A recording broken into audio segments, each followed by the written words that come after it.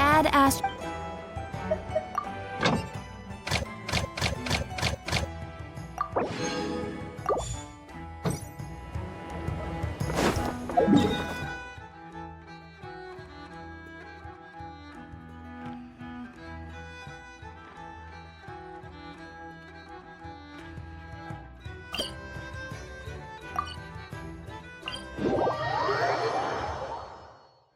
Time to go.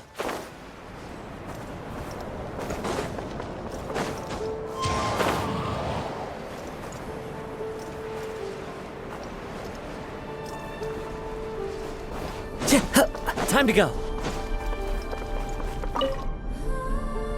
Miss, are those antlers on your head? Wow, they look just like deer antlers. I bet they are. Just like us Frost Moon Scions. Yeah, Our Lady Moonchanter, Miss Lauma, also has a pair of really pretty antlers. I don't fully understand what's going on, but I'm quite sure my horns and hers aren't the same thing. I know! Miss Lauma's horns go up and yours go down. Wow! Are you also a Moonchanter, Miss? Moonchanter? Well, I don't think I am. Moonchanter? That's a foreign term to me.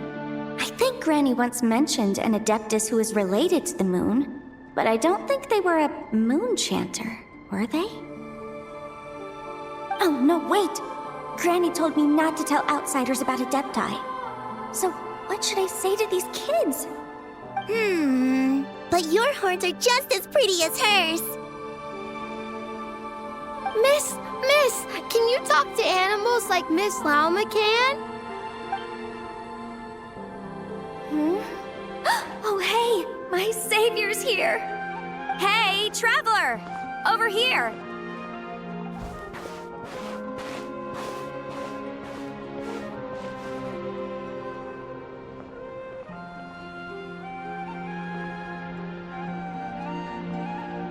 Let's skip that first. I need you to save me right now. If these kids keep asking me questions, I won't be able to hide my identity as an Adeptus for much longer. Ina, Kari, it's good to be welcoming to our guests, but if you ask too many questions, you may come off as impolite. Ah! Miss Lauma! Yeah, you're right. Sorry, Longhorn Miss. We asked too many questions. Sorry. It's just that we've never seen someone from outside the Scions with horns, so... All right. Come, Ina, Kari. You two should go home. I saw your parents on the way here. They must be worried sick searching for you. Ah! They're searching? Oh no! It's way past dinner time! We're dead meat. Daddy's going to scold me. Bye-bye, Miss Lauma. And bye-bye, Longhorned Miss. Thanks for your help, Lauma. I don't know how I would have wriggled out of this otherwise. I should have stayed in the library to search for information like you advised. Didn't think I'd be ambushed the instant I stepped outside. No need to blame yourself, Yanfei. The children are merely curious beyond their years and unaccustomed to seeing outsiders with horns. I apologize on their behalf for the discourtesy. It's fortunate that the Finches came to tell me you were surrounded by Ina and Kari. It seems my arrival proved timely. It's all right. I should have known better.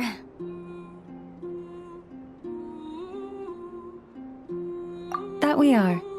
Yenfei came to visit us Frostmoon Scions 2 days ago, saying that she wished to gather some reading materials. Since she came to study, I invited her to stay. Lauma's been a big help. I've gleaned lots of valuable information from the Scion's library. Maybe even stuff that'll give Shinobu a surprise. You're too kind, Yanfei. You were merely browsing our archives and writing down some of our customs. Although, I do not understand these borders of law you mentioned. As long as your time here has proven fruitful, then all is well. The borders of law are essentially... On second thought, it's not the sort of thing where a short explanation will suffice. Once the book's done, we'll just send you a few copies. It should be clear once you read it. It's a universal law book that should be concise, engaging, informative, and easy to understand. We'll cover legal concepts, as well as the regulations present in many nations. Is that so? Well, then I look forward to reading your work, Yanfei. I believe the children will be interested too. I promise it'll be interesting. I guess I should head back to the library and continue my transcribing for now. See you both around. I hope our Adeptus finds what she's looking for.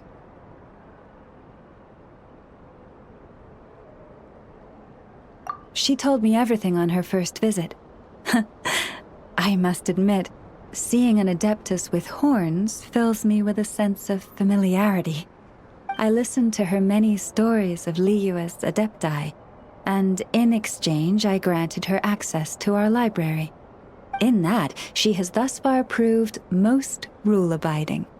A praiseworthy virtue, I must say.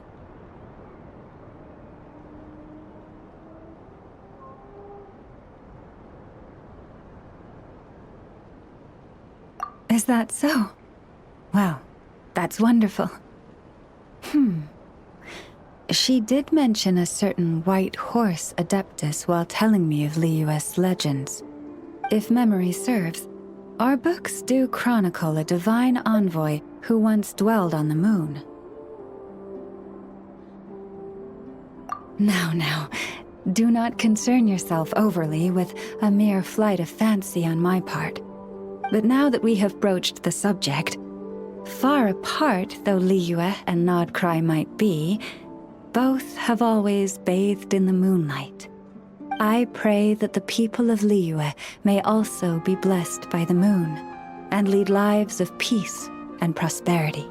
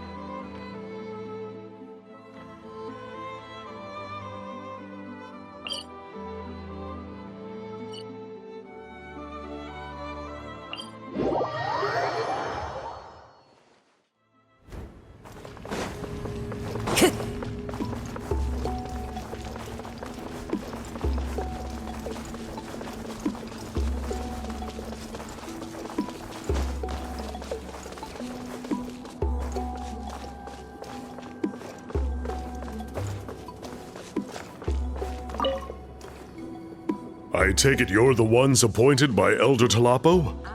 Yep, and you are... Call me Toltec. The chief asked me to be your guide for the day. His messengers already filled me in on the situation. So just follow me.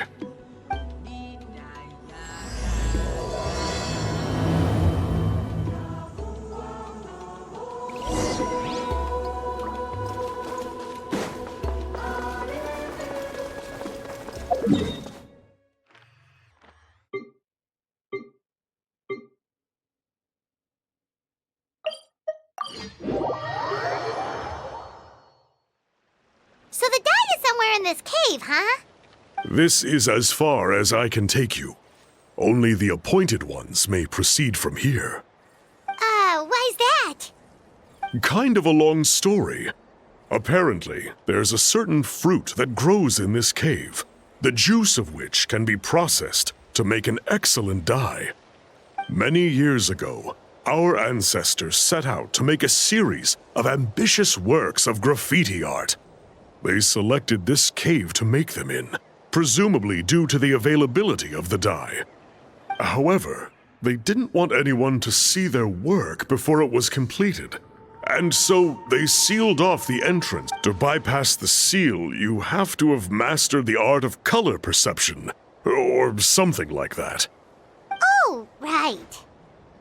The strange thing is, our ancestors never removed the seal, even after they finished the graffiti art. Since it was sealed off, the only person who's been inside is the great shaman, Huitzilin, and that was 300 years ago. According to her, the artwork tells the story of a hero by the name of Kuntur. But I digress. Sorry, I'm a big fan of graffiti artwork. Once I get talking, I can go on for hours. So you're sure you don't want to come with us? I'll pass. I tried to get in once, but the seal blocked my way. I tried getting my Iktomi to clear it with its powers, but even that didn't work. I guess it's supposed to be a test left there by our ancestors. If you don't pass the test, you're not worthy of viewing their works of art. Aww. Don't worry about me, though. I wouldn't be joining you this time even if I was able to get in. Unlike our chief, I don't have the guts to challenge our traditions.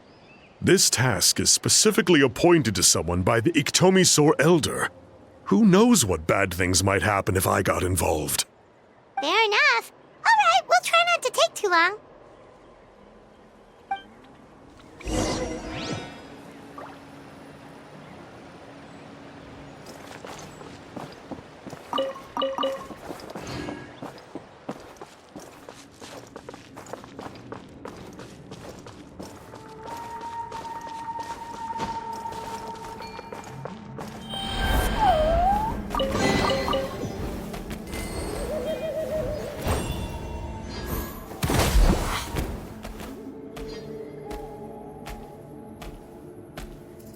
Looks like there's no way past. Maybe try the same thing as before?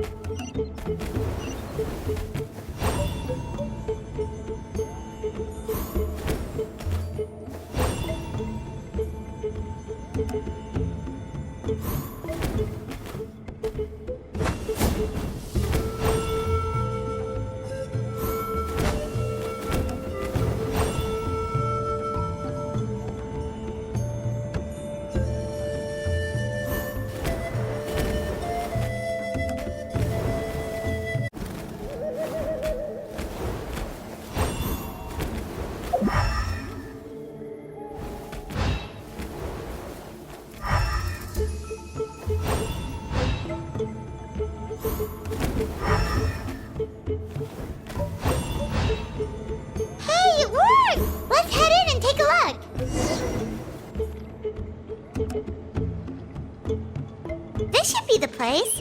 That fruit Toltec mentioned should be the one on the wall, right? Now the only question is, which ones do we pick? Well, go ahead, try it out!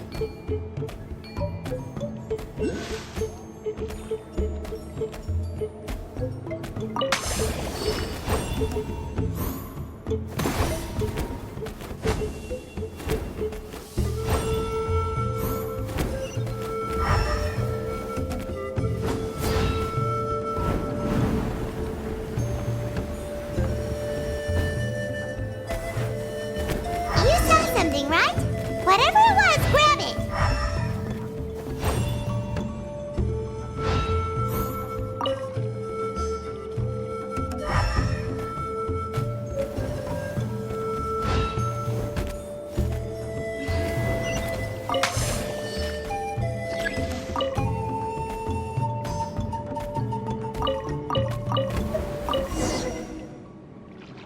These guys' ancestors made some real works of art here. But based on what we've seen so far, it seems like there should be more to the story. Do you think maybe there's more artwork further inside? Seems kinda strange.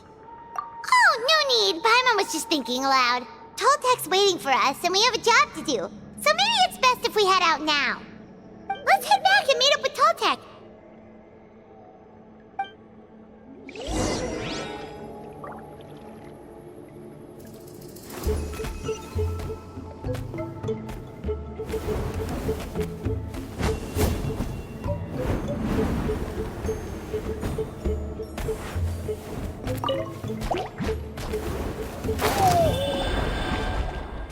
Everyone hold hands! Oz, reveal thyself!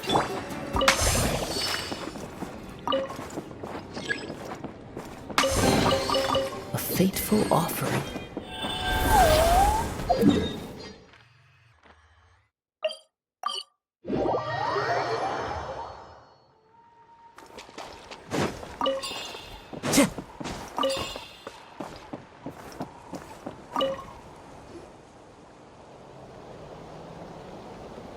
We're back, and we found the ingredients for the dye!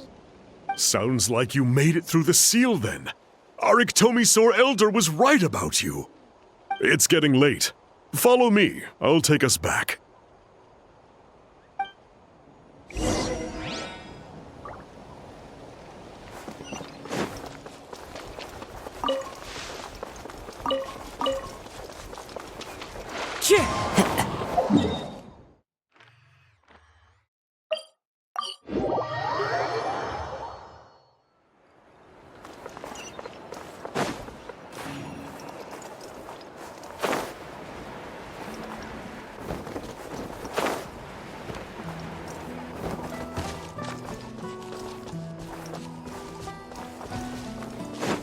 Time to go.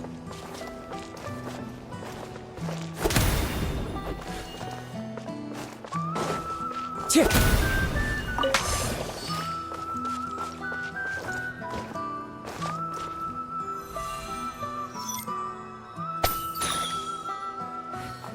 The wind knows me.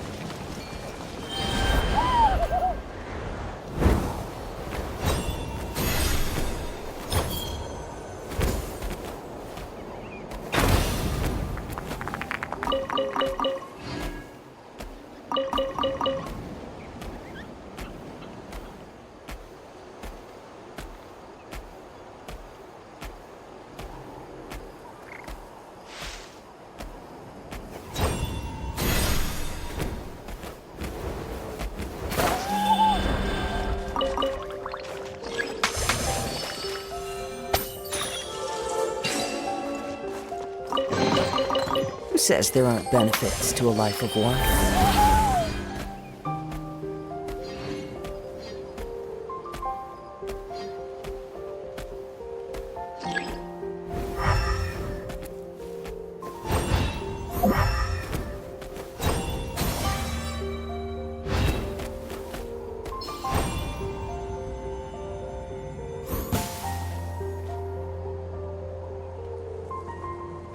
Come at me while you still can. Let's I hope knew you you pull up a couldn't good fight. resist. Oh well.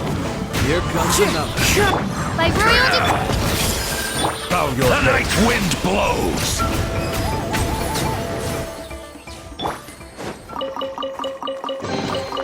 A fateful offering.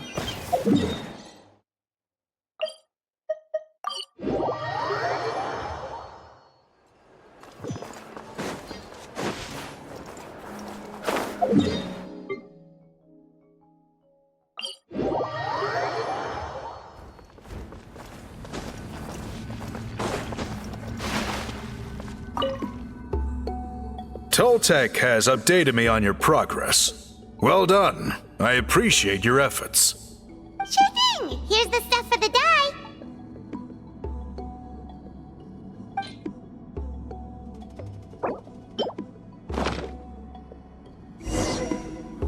I see. Yes. This is certainly a very different substance from typical dyes. Okay, now let's try our hand at making some samples. The fabric is ready for testing. Got it! Please come with me.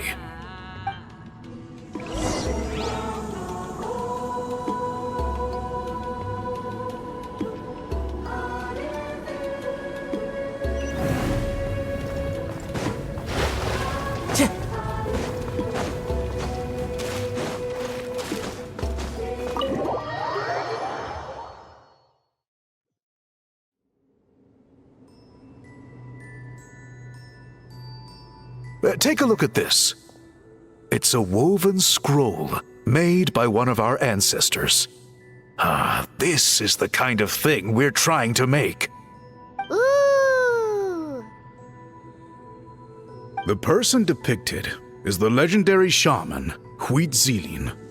She lived 200 years ago and was once appointed by the Iktomi-Sur Elder, like yourselves. She was especially skilled in the art of color manipulation, and of course completed her task with flying colors.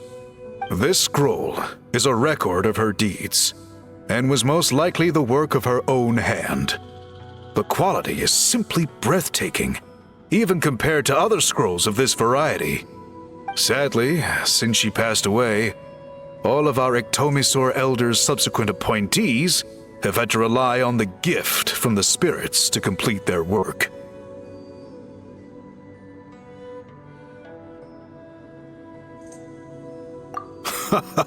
That's a good way of putting it. My only quibble with your phrasing would be, it's not just me, but us. Now Paimon's getting excited.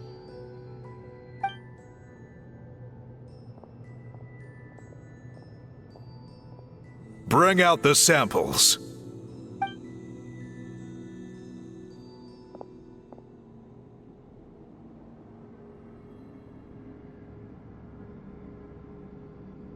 Now, as I mentioned, the dyeing process is a little complicated, but I am confident you will manage. Just make sure to follow my instructions carefully.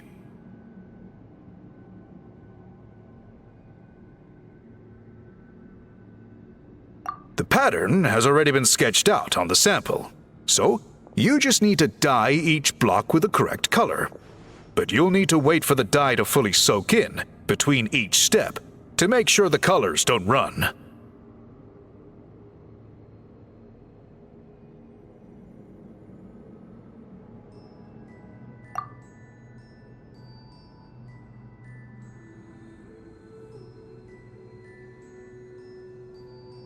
Ha ha ha! Good! The dye has taken to the fabric, and the pattern is crisp and clear. Next, apply all the remaining dye, and we should see that elusive signature color emerge. Okay, final step.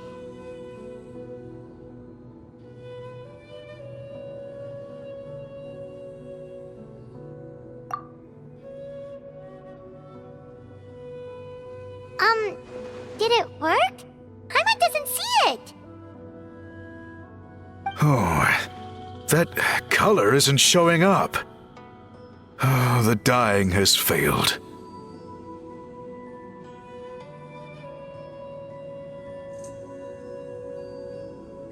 No, your technique was flawless. You did everything exactly as instructed. It would have made no difference if I'd done it myself. Then what went wrong? It could be the weaving technique, or maybe the dye has to be applied in a different way. Oh, whatever the case, it looks like I have failed to get to the bottom of this mystery. Sorry, Paimon wishes we could do more to help. I am the one who should be apologizing. I made you do so much work, and it was for nothing. I will, of course, honor my commitment to compensate you for your trouble, but I do hope you won't give up on this task. I plan to keep investigating, and will be sure to keep you updated with any progress. Don't worry, we're not quitters. Paimon does have a question, though. This whole process of recording history on woven scrolls seems so complicated. Why don't you just write it down instead? You said yourself you're all about change and reform. Well, this seems like a pretty good place to start, don't you think? Writing things down would be easier for everyone, and your records would be more detailed. I think you've perhaps misunderstood my philosophy, but that's okay. I can answer your question, but there's somewhere I need to show you first. Oh, sure.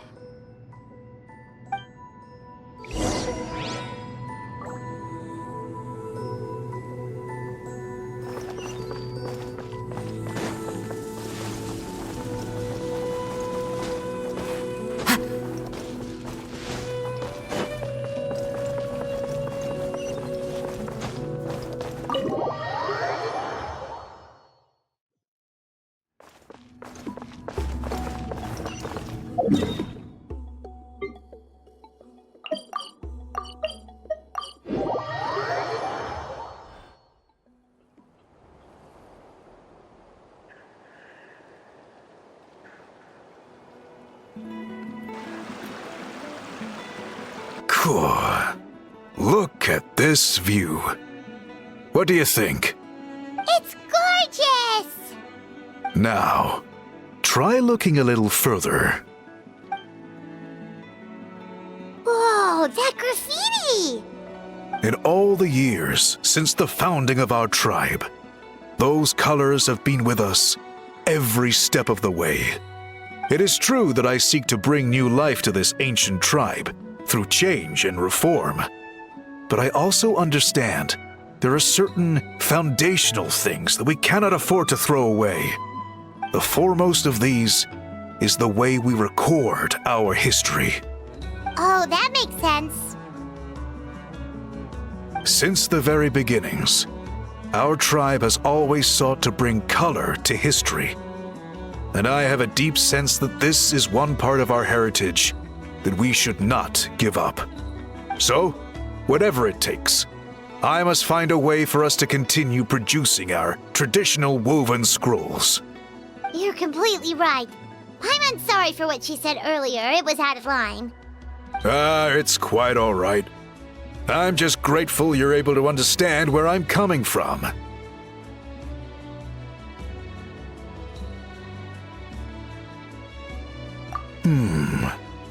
Then let us hope that when we next meet, we succeed in reviving this tradition.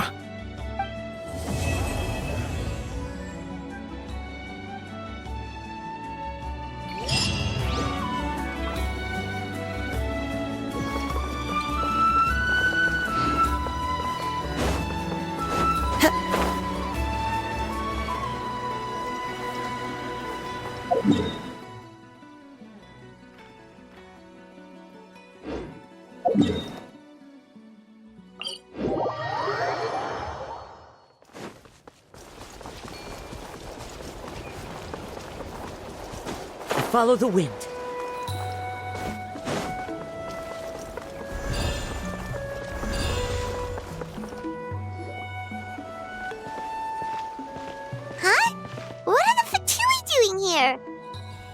that's a little concerning. Let's go over there and see what they're up to. Also, how did they get this close to a tribal settlement?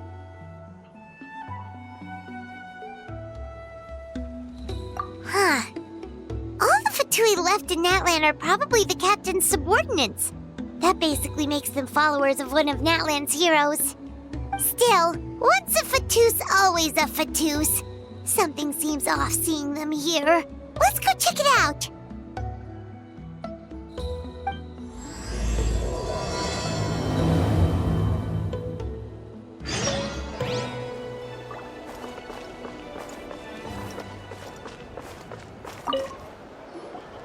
Ahem! What are you guys doing here? Following orders. If you have a problem, take it up with our employer.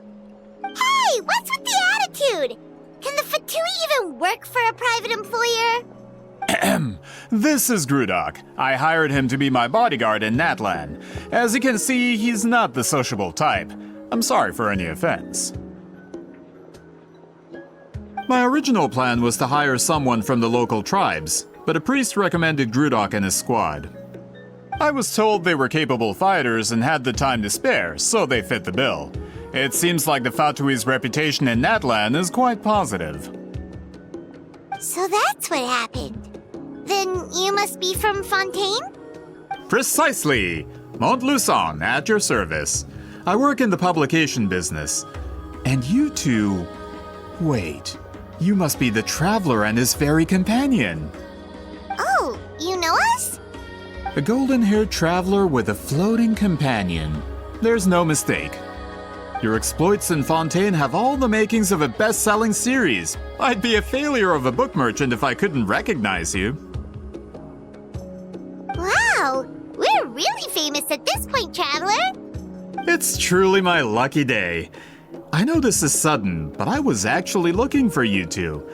You see, I have a favor to ask. So, you chased us all the way to Natlan? That's a little creepy. You'll be generously rewarded, I promise you. Well, at least he got straight to the point. Should we hear what he has to say?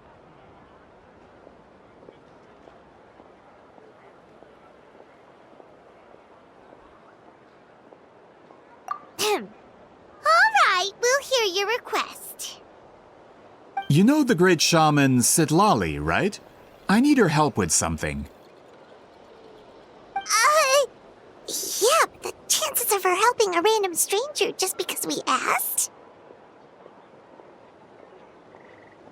Yeah, Sitlali really doesn't like dealing with strangers. I heard about that from other members of her tribe.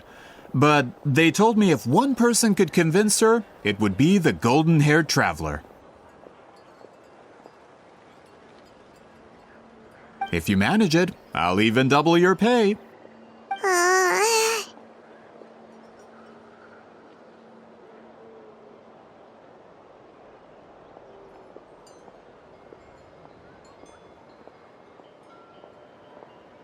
Oh yeah, we should definitely get to the bottom of that first. It's kind of a long story, and there's tribal history involved, so you should hear it from an expert. Allier, if you could. Of course. I don't often have an eager audience for this kind of thing. Nice to meet you. The name's Allier. I'm a researcher from the Fontaine Research Institute. Unlike most researchers, I have a keen interest in ancient ruins. That's why I was invited to join Monsieur Montluçon's team. Have you heard of the legend of the great shaman Huitzilin?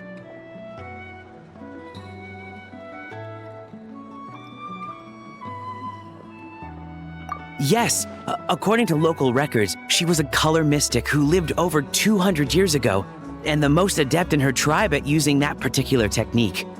Out of all of her exploits, her most celebrated is the Battle of Seven Colors. According to legend, the battle was triggered by an abyss invasion, one of the most brutal in Natlan's history, even from a greater historical perspective. Amazingly, Natlan was able to turn the tide despite being at an extreme disadvantage. The key to victory was none other than a color Huitzilin created on the battlefield. The color was extraordinary, illusory in appearance while also seeming to possess physical form. Legend has it that Huitzilin used the color to construct a magnificent maze on the battlefield and trap all the enemies inside. This allowed her allies to launch a counterattack and ultimately secure victory. Anyway, that's the gist of it. We don't want to take up too much of your time. That story is the reason I came to Natlan. I often publish books about the history of other nations. They always end up faring well on the market. When I heard this story for the first time, I wanted to include it in my next collection, but historical records about Natlan aren't very detailed. We haven't been able to determine where the battle took place, or find any definitive evidence that it occurred at all. Even within the Masters of the Nightwind, people dispute the legitimacy of the story. Some believe it to be a myth. If that were the case, the story would not be fit for publication. But if you're just including it in a story collection, why does it matter if it never happened? Well, you see, the slogan for the collection is Restoring the Truth of History. Naturally, I need it to be factual. That's why I'm here. The Masters of the Nightwind are said to have a tradition of recording past events, so I wanted to consult their records. But I was refused access to the Obsidian Altar. Application after application, and all I received were a few ordinary woven scrolls with nothing to offer. Honestly, I'm just trying to promote their history, and they make such a fuss. According to my research, their scrolls are considered sacred relics in addition to historical records. Naturally, outsiders are rarely granted access. Not to mention, the scrolls we did get to review actually contain a huge amount of information. I just need more time, and I could... We've been over this, Allier. There's no need to waste time on those scrolls when we have a better way. Seat Lally, you mean? Exactly. You're well aware, I'm sure, that Sitlali has been alive for more than 200 years. That means she lived during the era of the Battle of Seven Colors. If she agrees to be my consultant, then no other historical records are necessary. Oh, that's what you want. So, what do you say? I'll quadruple the pay if it helps sweeten the deal. Well, it's not that we don't want to help you.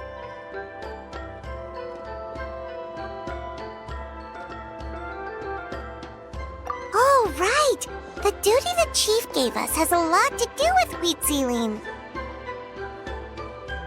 Who knows? The Battle of Seven Colors might lead us in the right direction. All right, we'll help you convince Seat Lally. Just let us do the talking, okay? Of course.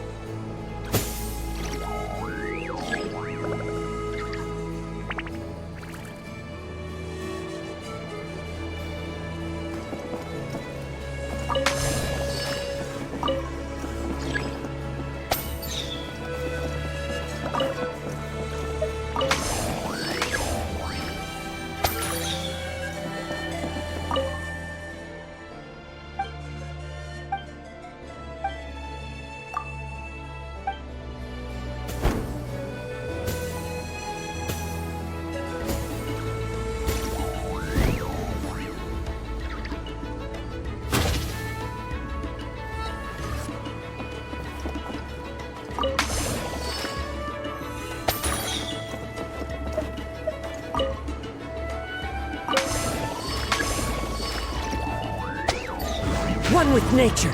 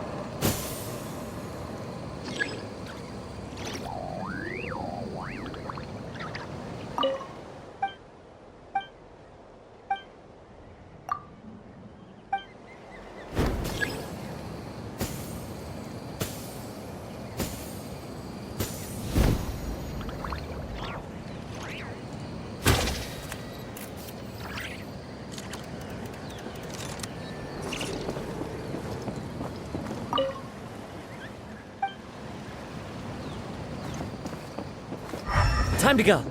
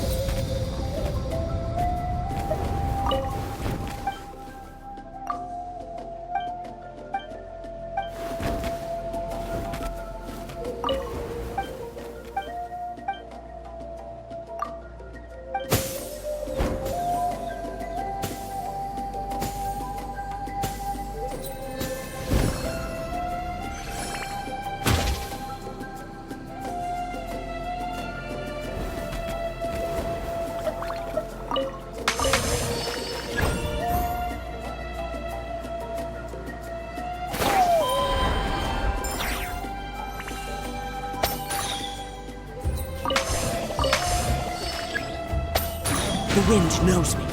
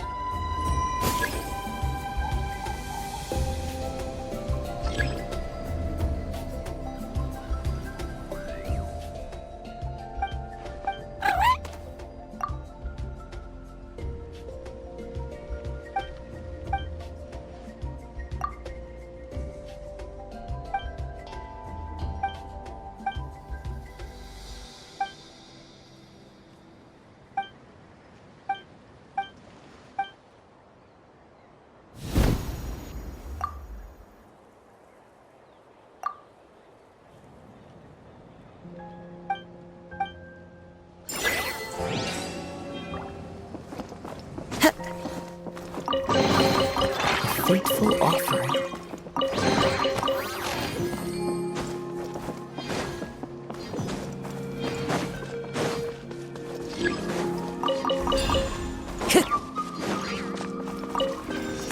Time to go.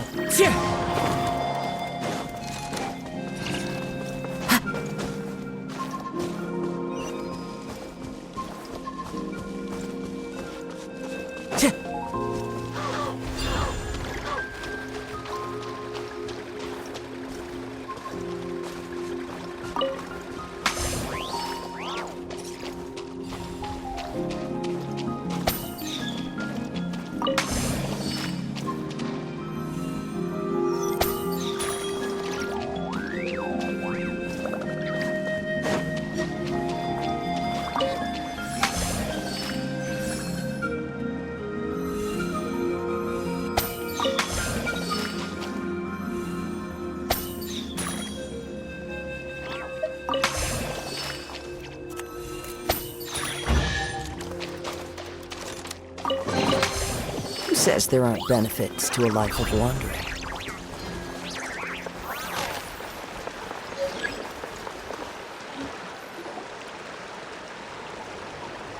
So, this is where the great shaman lives?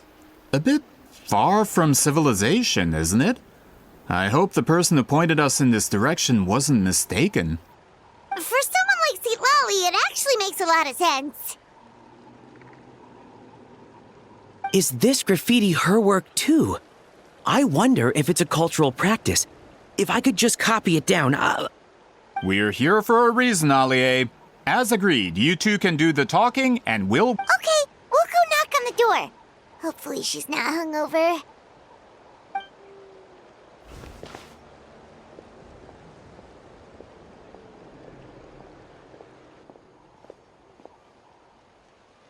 Citlali? Are you there? We need your help with something! Oh, no response.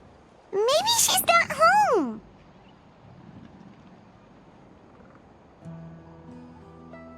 Oh, Granny Eatsley?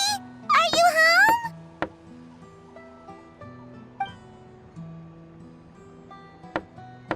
home? Hey, kid! If you're here to challenge me, book an appointment first. Traveler!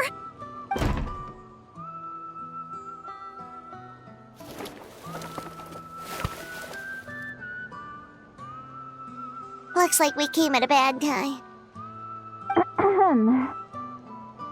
Are you still there?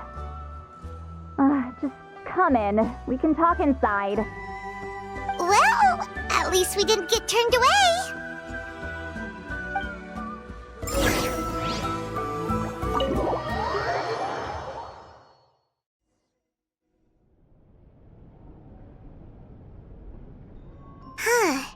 So this is where Citlali lives. I, didn't have time to fully clean up the place. Complain if you want. Menial housework means nothing to a great shaman like myself. Besides, in light novels, people who keep everything neat and tidy are always too boring to be the protagonists. Also, I'm not a hermit. I'm just above superficial rules of societal etiquette.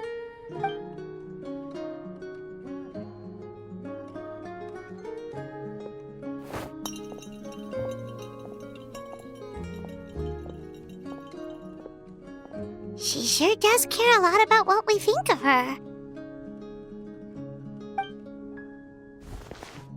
Oh, and that spell I used to transfer my senses to you, you're not still, experiencing the side effects, are you? It's my duty as a great shaman to check that kind of thing. Oh, you mean when we could hear your thoughts? Nope. It's been so long, we don't have to worry about that anymore, right? Then why do I hear the traveler's thoughts in my head? What?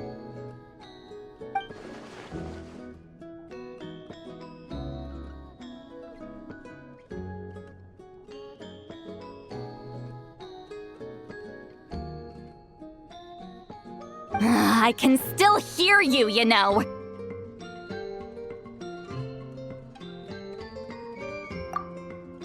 Don't bother. I'll find a way to fix it. First you hear my thoughts, now I'm hearing your thoughts.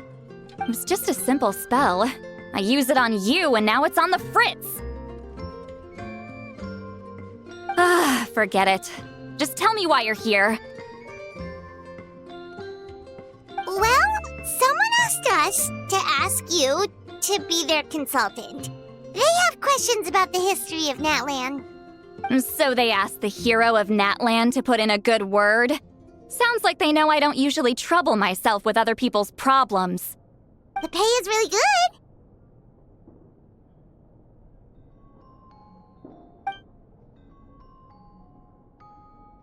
good. Doesn't matter. I'm busy.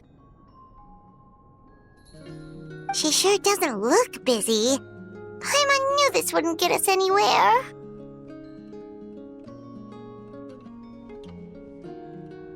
From you? Yeah! We were given a sacred duty to help your tribe weave a special scroll. Huh? So, you're the appointed ones this time? We were surprised too! After all, we have no idea how to weave a scroll like that. But with Chef Biram's help, we were able to make some progress. We still haven't succeeded, but we learned that the key to weaving the scroll is a special kind of color. The historical event those men want to ask about also involves color. If you help them, you might end up helping us too.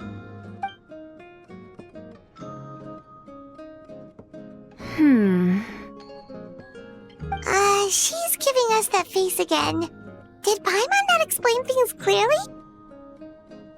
I can't decide whether this twist is completely out of the blue or if it was foreshadowed all along. Does that mean you won't help us? I need to think about it. And there's still hope! Hey! What's the holdup? Just give us an answer already! You agreed to let us do the talking!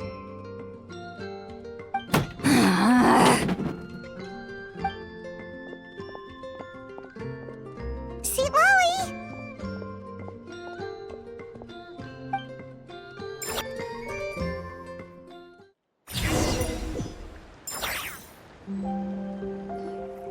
Stand down, Grudok. As your employer, if I tell you to wait, then you wait. Understood.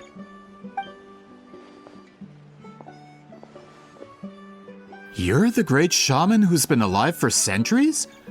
But you're so... Apologies for the disturbance. Grudok is a recent hire, so difficult to restrain sometimes. He's lucky he didn't force Seat Lolly's hand. Well, since you're here, how about a discussion? Do you have any idea who I am? Did you think Granny Eatsley would be fooled by your little performance? I have no intention of speaking to you.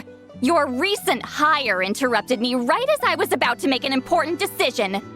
Pull a trick like that again, and I'll make your lives a living horror novel, except 10 times worse. That's all I came out here to say. Whoa. Traveler, we have a discussion to finish. You live up to your name, Granny Itztli. I apologize for the offense. I'm just surprised the Battle of Seven Colors didn't pique your interest. You're investigating the Battle of Seven Colors? Ah, the Traveler didn't get to that part? Yes, I thought the Traveler could help me convince you. But, if I'm not mistaken, you have a personal interest in this matter, don't you? I heard that the great shaman Huitzilin was a friend of yours. You two must have been close. If I can resolve the controversy and prove the battle took place, I'll include it in my next collection. Then, all of Tevat will learn the truth. With your support, your friend's heroic deeds will once again be known throughout the land. Inspiring, don't you think?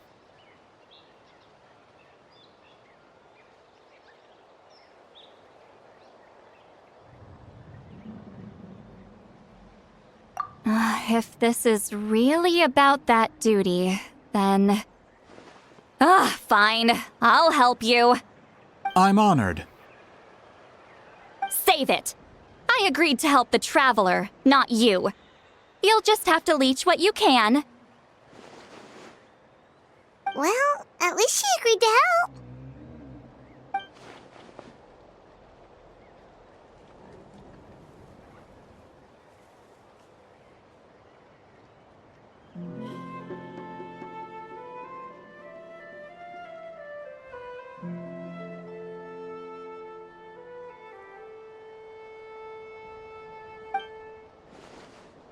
Who are you calling heartless?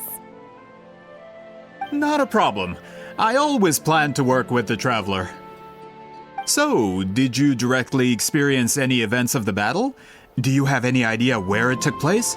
Can you think of any relics we could use to prove it? Talk at me, why don't you?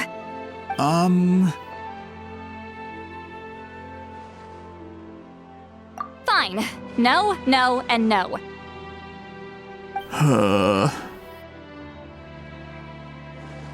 I did live during the same era as her, but that doesn't mean we experienced the same events. I've lived a long time, but I'm not a walking encyclopedia.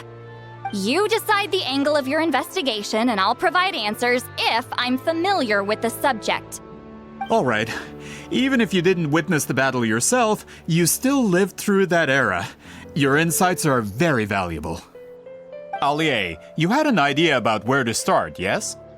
Oh, well, my plan was to consult the members of the tribe in charge of recording history. Then, let's start there. Traveler, what do you say to officially working together? After all, it appears I can only get Miss Citlali's help through you.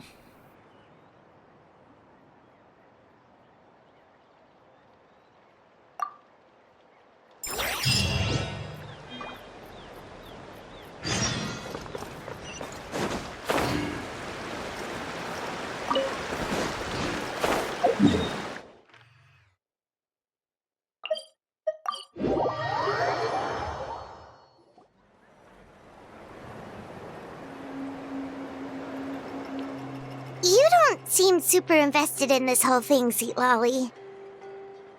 The Battle of Seven Colors is something I've only ever heard about. I know as much as anyone else in my tribe. But how? Weren't you alive when it happened? I wasn't there when it took place, and she never told me about it. That's how. But Molusol said the two of you were close friends. The battle was legendary. Why wouldn't Huitziling tell you about it? Close friends? More like arch rivals. Something Montluçon would know if he actually did his research. Did you see the graffiti outside my house? That's not my doing. All students from Huitziling's School of Shamanism must pass an extremely difficult trial before graduation, defeating me in battle. Those graffiti drawings are how they challenge me.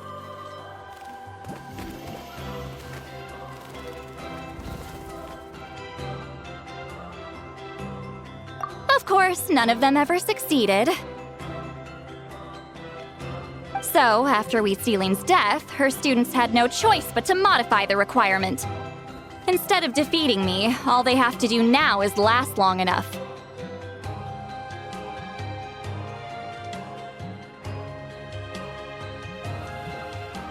As my rival, Huitziling only had one achievement that surpassed my own, and that was the Battle of Seven Colors. I can only assume she had some kind of secret technique at her disposal. It makes perfect sense that she kept it from me. I'm a fast learner. Telling me about the technique is no different than handing it to me on a silver platter. As if she would give away her one advantage. Oh, that makes sense. Anyway, all of that is secondary. Like I said, I'm only here to help you fulfill your duty.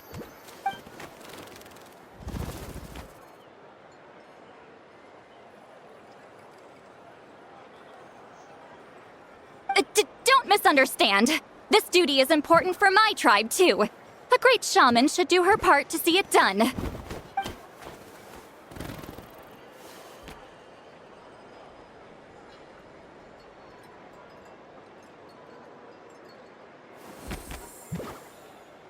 Excuse you? I fail to see what housekeeping has to do with my duty as a shaman.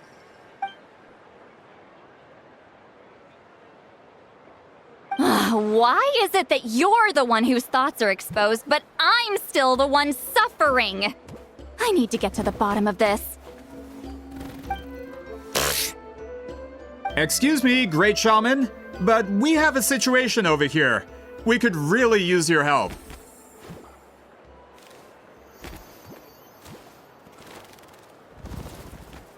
Okay.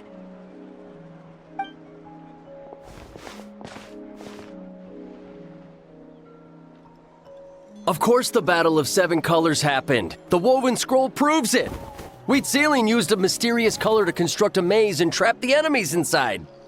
That's just your interpretation. There's more than one way to understand that scroll. Besides, constructing a maze out of color is ridiculous. Wheat Sealing was one of the most powerful shamans of her time. She definitely could have pulled it off. That's the biggest problem. She had students. Why not pass it down? A technique that powerful, and no shaman since has ever used it? Her students are keeping it a secret, of course. If you knew a technique like that, you'd be a fool to show it to just anyone.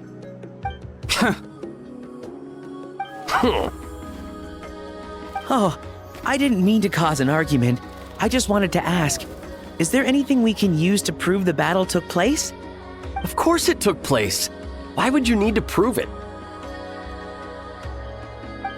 You'll have to excuse him. Some people in our tribe insist on clinging to outdated views of history. I'd give up now if I were you. It only gets more ridiculous from here. Please don't fight. Wow, so the battle really is controversial. Am I the outdated one? Kids these days can't find anything better to argue about? These arguments are precisely why I hesitate to include this story in my collection. Neither side was able to offer anything useful. What should we do?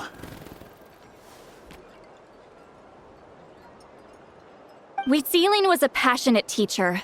We were opposites in that sense. The technique she used in the battle must have been her masterpiece. There's every reason to pass it on. Still, if the technique is powerful enough to single-handedly stop an invasion, it also makes sense that her disciples would keep it a secret. We should check with the students from her school. If we can confirm the technique exists, we can deduce certain things about the battle. But as far as I know, most of the shamans from her school occupy high positions in the tribe. Not the type of people outsiders like us can speak to on a whim. Right. The obsidian altar is off limits to you. But, if I go... Is there a problem? Most of Wheat Sealing's students are respected priests in the tribe.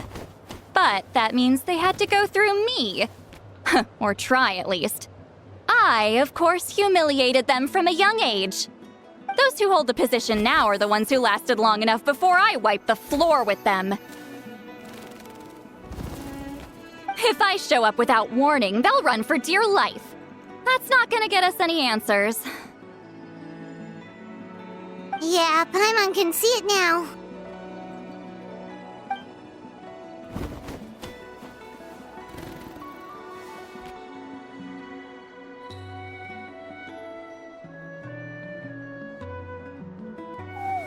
Hey, don't jump to conclusions.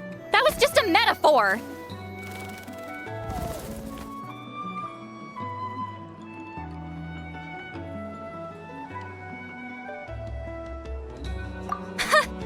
Only you have the guts to joke like that with me, Traveler. Fine, I said I'd help, so I'll help. But don't blame me if it goes wrong.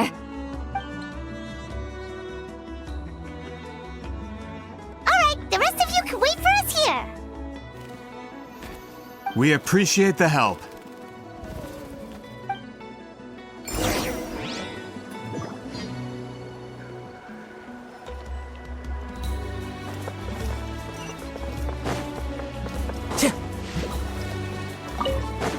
Time to go.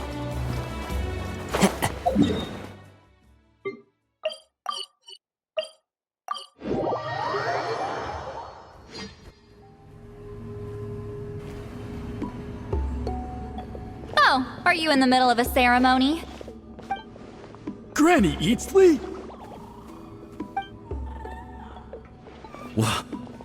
What is she doing here? Did some coward not show up after challenging her to a fight? Or is she here to officially take over the tribe? Whoa, it's like they really do see her as some kind of tyrant. No matter what, we'll defend our dignity as priests to the end.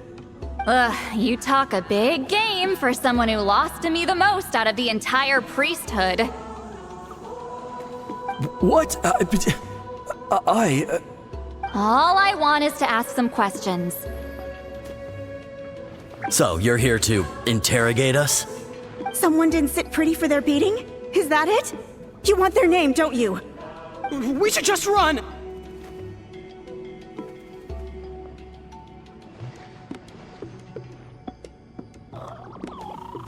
Yeah, with the hero of Natlan here, Granny Eatstily will be on her best behavior. Sure, whatever you say. Oh, it's the Traveler and his companion. That does make me feel better. How can we help you? We wanted to ask about the technique you inherited from Huitziling. Huh. So you can eradicate our school once and for all? Disciples of our school have challenged her year after year, just as our master instructed. Sounds like she's finally had enough. Well, you're not wrong. If we want to protect our legacy, one of us needs to run! Not this again. Just how much did you traumatize them, Seatlally?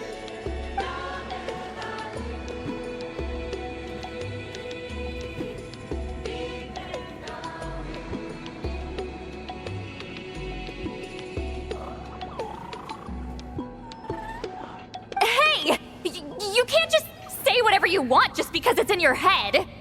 I'm Granny Eatsley. A mere mention of my name and kids burst into tears. Love and respect? No one has the guts for that.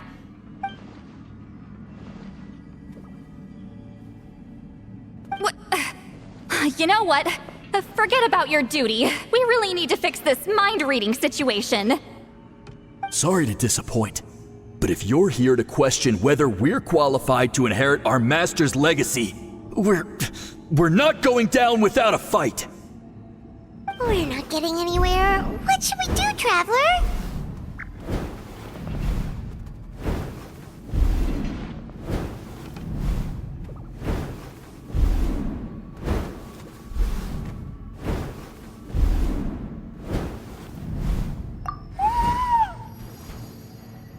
Huh? Oh, it's you. Elder Tlapo! Oh, we must have disturbed your meditation. Our deepest apologies. Please forgive us.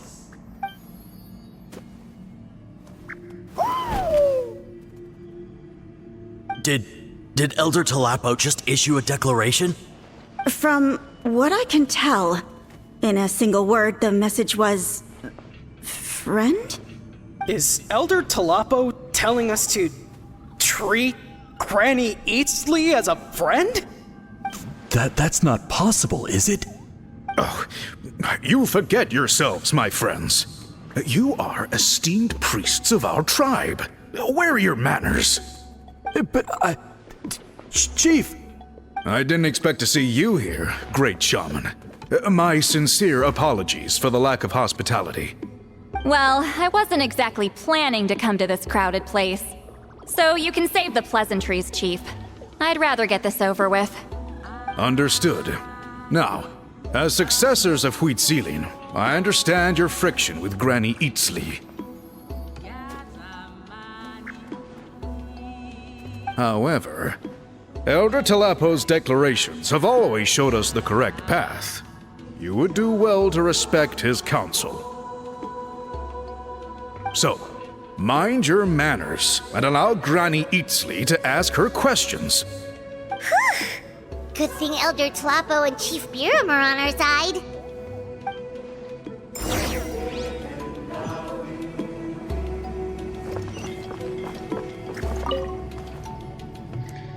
Hi there, Elder Tlapo!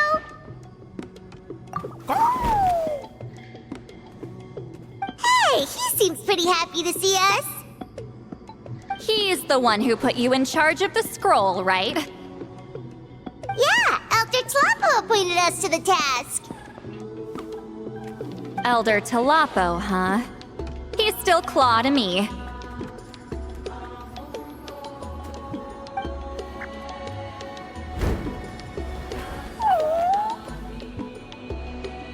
Hey, don't pull that cutesy stuff with me. You're an Iktomi Elder now. You occupy an eminent and important position within the tribe. So, you already know each other? Claw was only this big when we first met. He was Wheatsealim's Saurian companion back then. She kept dragging him to my place, so over time, we got to know each other. She only came to my place to fight me. But at the same time, she always claimed to be my friend.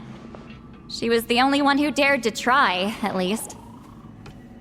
Well, you've lived a long time. You've probably made a bunch of friends over the years, right? The more time you have, the more friends you lose. Oh,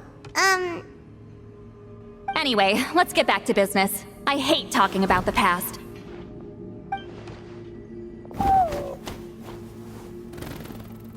Oh, 200 years and you still haven't given up, Claw?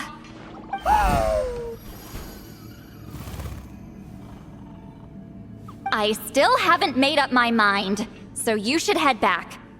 Traveler, Paimon, let's go.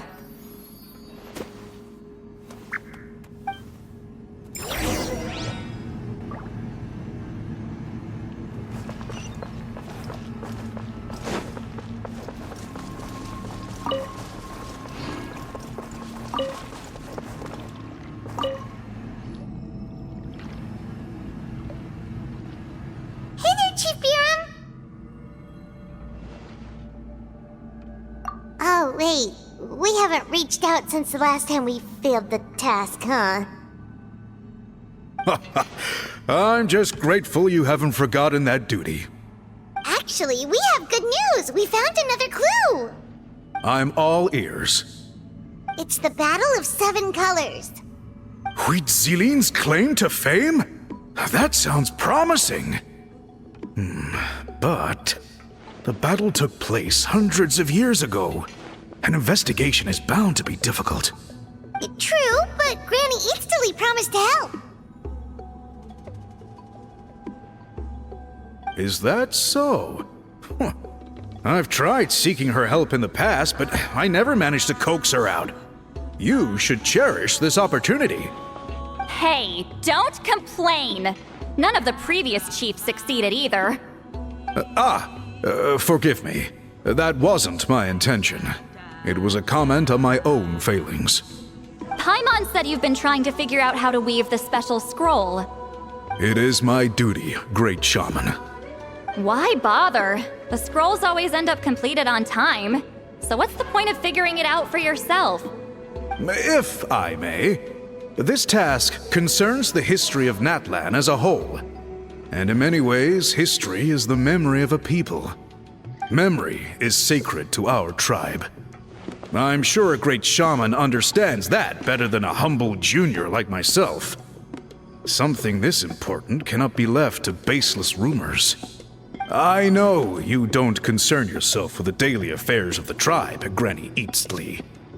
Even so, as a priestess, I trust you wouldn't leave something like that to chance.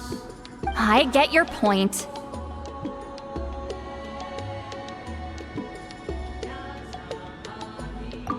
Of course, the one time I wish you could read my mind, it doesn't work.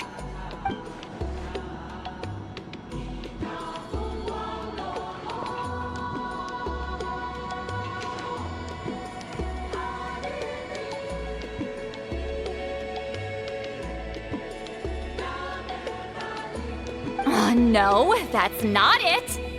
Huh? It's not important. Rest assured, Biram, with my help, the Traveler and Paimon will definitely be able to complete the task. You have my thanks, then.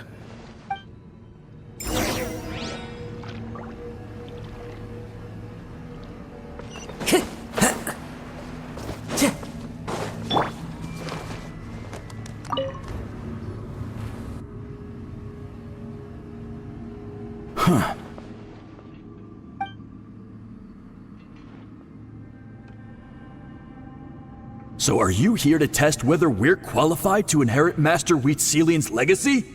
You've already been tested, haven't you? Well, frankly speaking, I don't think any of you are qualified. But that's not why I'm here. All you need to do is be good and answer my questions. Fine. Ask away. You've heard of the Battle of 7 Colors, right? Of course. It's our master's claim to fame. An immortal legend inscribed in the very history of our tribe. Then I'm sure you know there are those who question whether it actually occurred. I did hear people arguing about that the other day. It's disgraceful. How can they question something like that? It doesn't surprise me. Natlan has had more tourism lately. A lot of people have started getting strange ideas after interacting with Outlanders. After all, everyone who took part in the battle has returned to the ley lines. Without witnesses, it's hard to refute detractors. Well, it just so happens the questions I want to ask are directly related to the legitimacy of this battle. Listen, we know you were rivals, but do you really have to question her legacy? You think she's like you? Someone who can't survive a little scrutiny? No, of course not. Then let me finish. During the battle, Wheatsealing most likely used a technique powerful enough to turn the tides of war. I'm sure she was very proud of it. Proud enough to pass it on to her disciples. So, which one of you inherited that technique?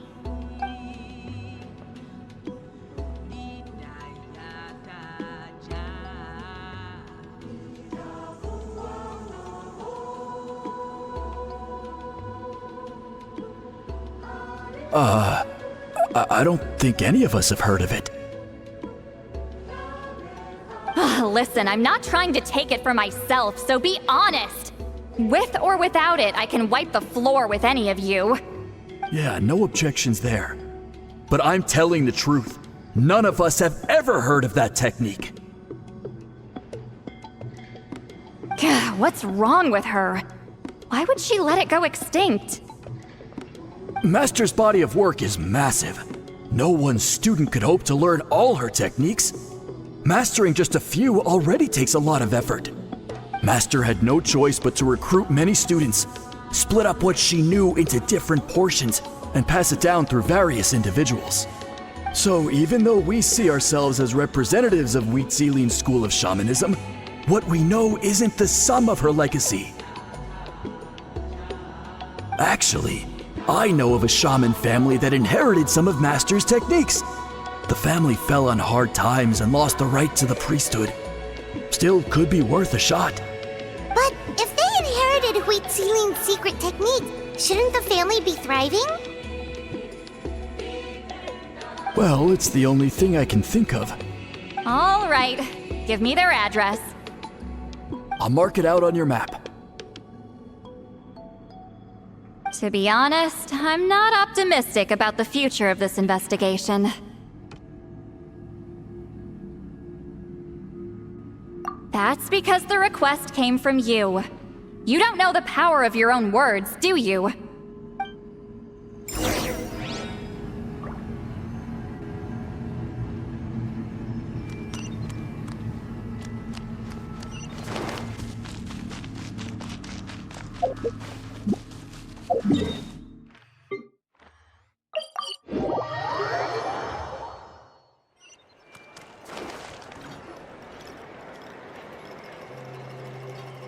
Proving the legitimacy of this battle seems more hopeless by the second. Nothing we can do about that.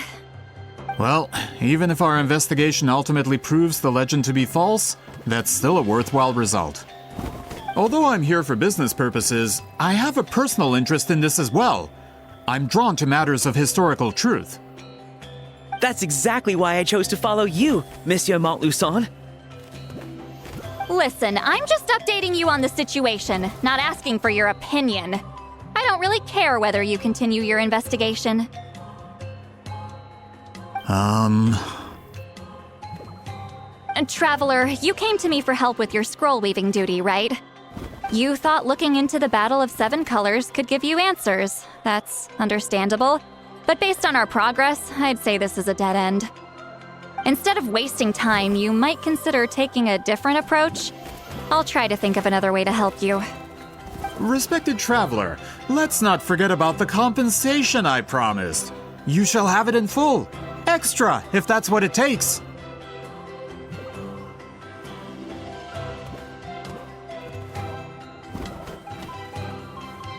What makes you say that?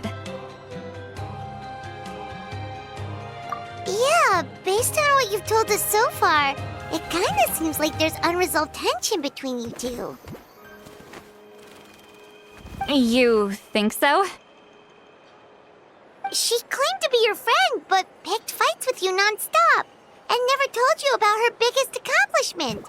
By figuring out the truth behind the battle, maybe we can finally help you get closure.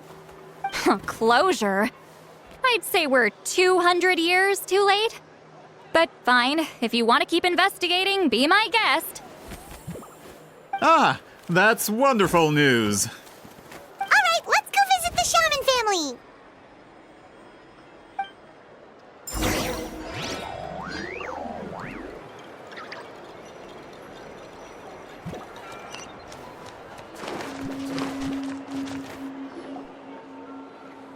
Hello, are you Aishaman?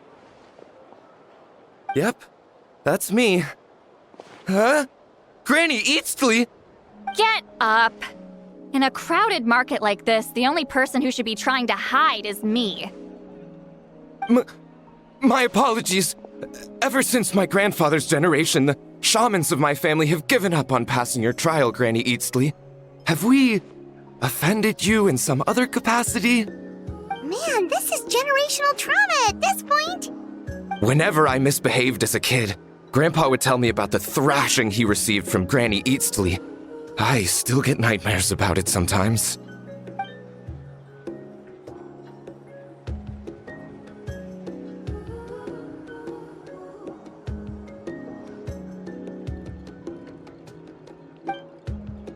Hey, don't get any funny ideas. This was your idea, remember? Keep asking your questions. I'm going to find somewhere quiet to wait.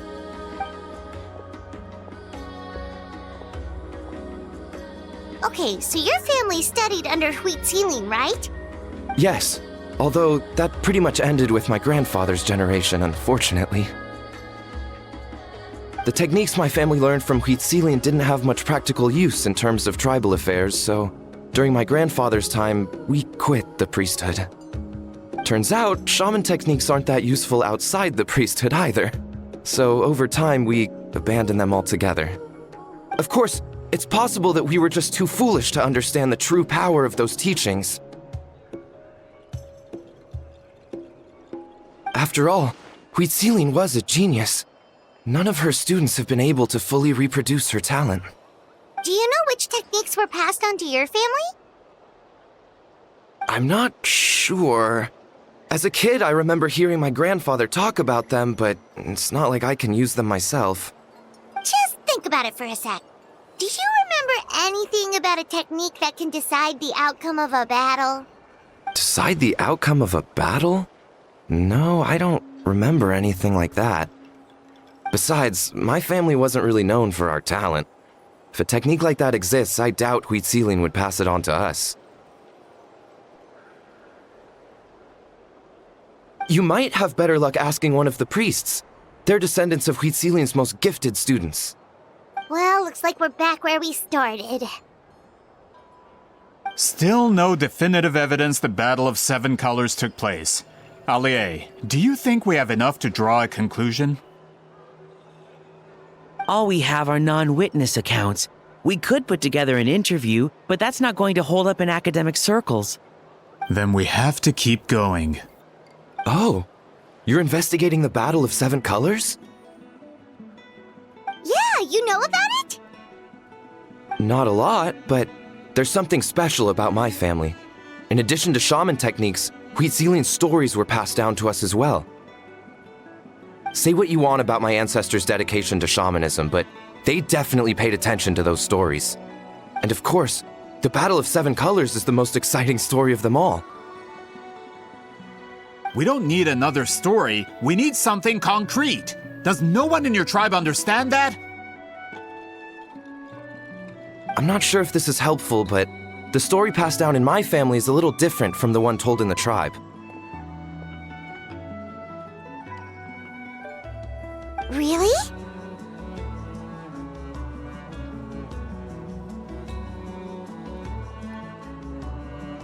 Well, It's Huitzilien's personal account of the event, so it's a lot more detailed. For example, in the version I heard, the battle took place in a location known as Chico Mostuk Cave. That means you can tell us where to find it. Have you ever been to this place? Unfortunately, I studied maps of Natland before we left, Monsieur Montluçon. I don't remember ever seeing such a name. Could your ancestors be mistaken, Mr. Ashemin? It's unlikely. My family may have let the shamanism side of things fall by the wayside, but we're serious about these stories. In the words of my grandfather, some things deserve to be passed down more than secret arts. If Huitzilien's version of events differs so much from the general understanding, that makes it even more likely the battle is completely made up. Yeah, that's disappointing. Oh, hold on. You mentioned the Chico Mostuk cave? Oh, yes? Can I clear something up for you? It's been more than 200 years. Huh. I never thought I'd hear that name again. What does she mean?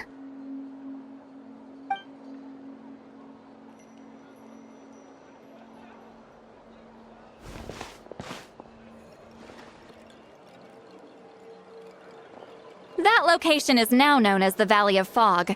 The Chico Mostuk cave is what it was called 200 years ago. Precisely when Huitzilien was alive. That means, Monsieur Montluçon, we can confirm the original site of the battle.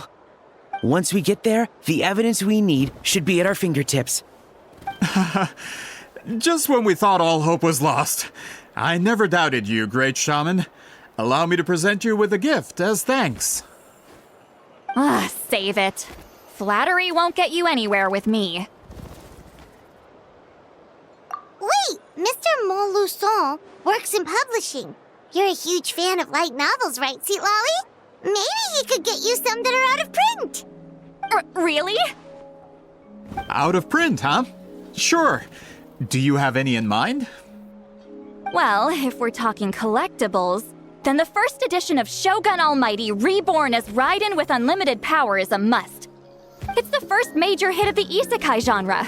Several editions have gone to print, but copies of the first edition are exceedingly rare and valuable. I see. There's also its sister work, Pretty Please Kitsune Guji. It was Yae Publishing House's attempt at gauging the new market trends. It's opened the door to a new genre after readers grew tired of isekais. The sales speak for themselves. Actually, Yae Publishing House released a limited edition not too long ago. But it's almost impossible to get. Anyway, I'll take those two. Sorry, I'm not sure I caught all that. What were the titles again? Reborn as Kitsune Guji? These two titles are among the most successful and well-known works in the entire industry. You're telling me, as someone who works in publishing, you've never heard of them? I'm a merchant from Fontaine, after all. Regarding this particular genre from Inazuma, I'm afraid I lack your level of expertise. Amateur.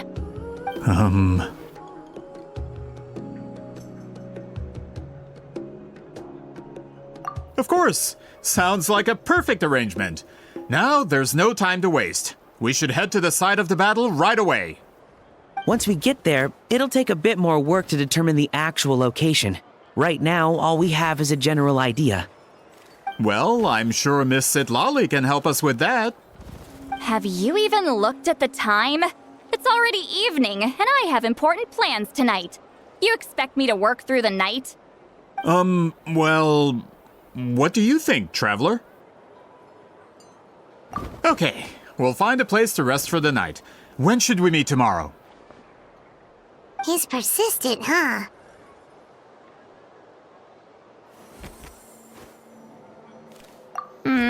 How about noon? Do we have to wait that long? Great shamans have important matters to attend to in the morning.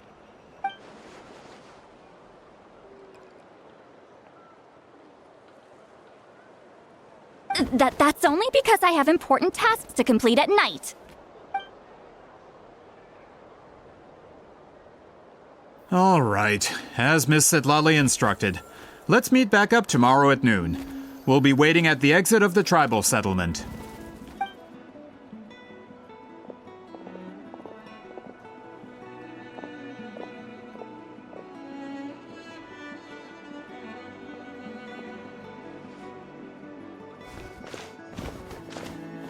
Sorry, I just wanted to ask, is Granny Eatsley satisfied with my answer? Yeah, of course. You really helped us out. Oh, good. I'm glad I didn't offend her somehow. You're really that scared of her?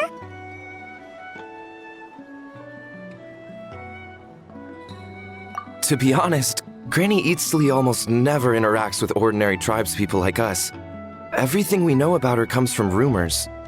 She's a powerful shaman who's lived for over 200 years. As a great hero, you're probably the only one who isn't intimidated by her.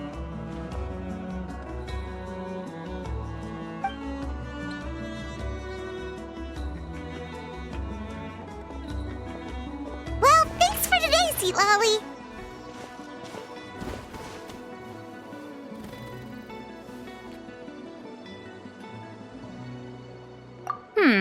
That's quite considerate of you. All right, let's grab a few drinks. Just like last time. Wait, didn't you say you had important plans tonight? What did you think I meant? Does that mean you've gone drinking every night for the past 200 years? Now Paimon's worried about your health.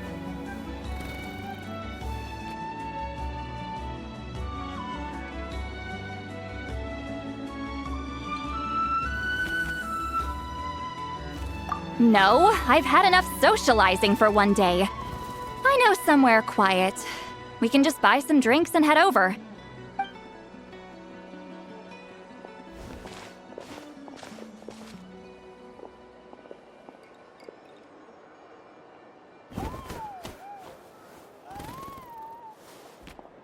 Which will also give us a chance to solve the mind reading issue.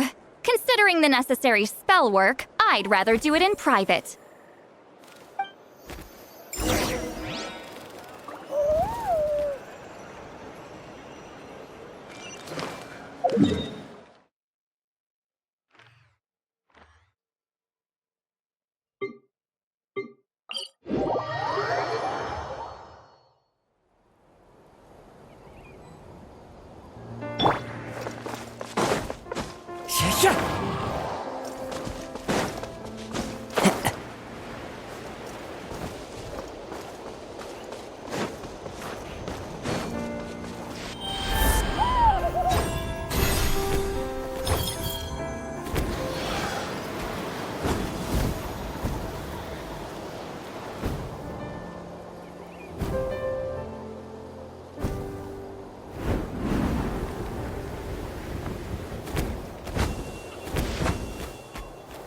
Is this the place? No, further up. Further up?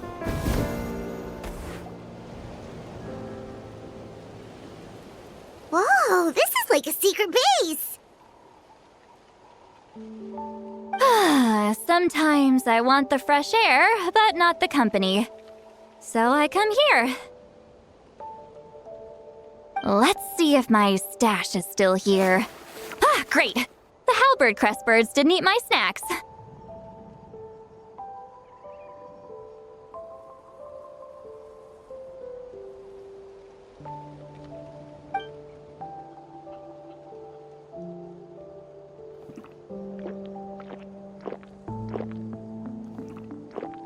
Now for the mind reading issue.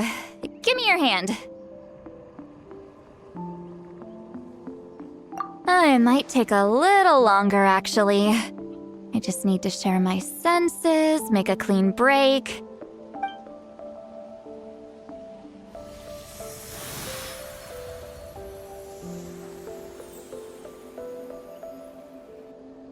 And that should do it, right?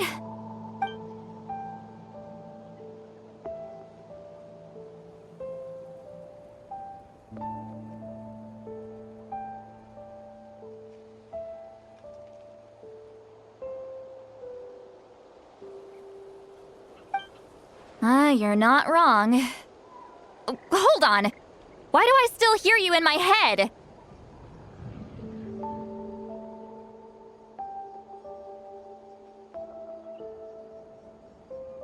Oh, did I not separate our senses completely? Maybe using my palm isn't enough? Close your eyes.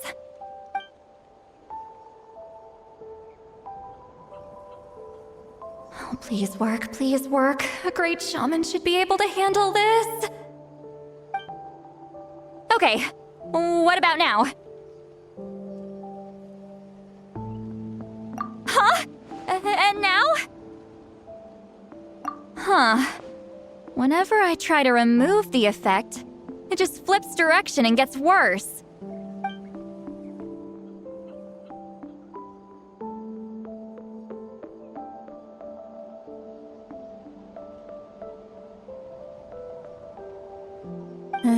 That was just to help with the spell. Ah, shoot. I still hear you.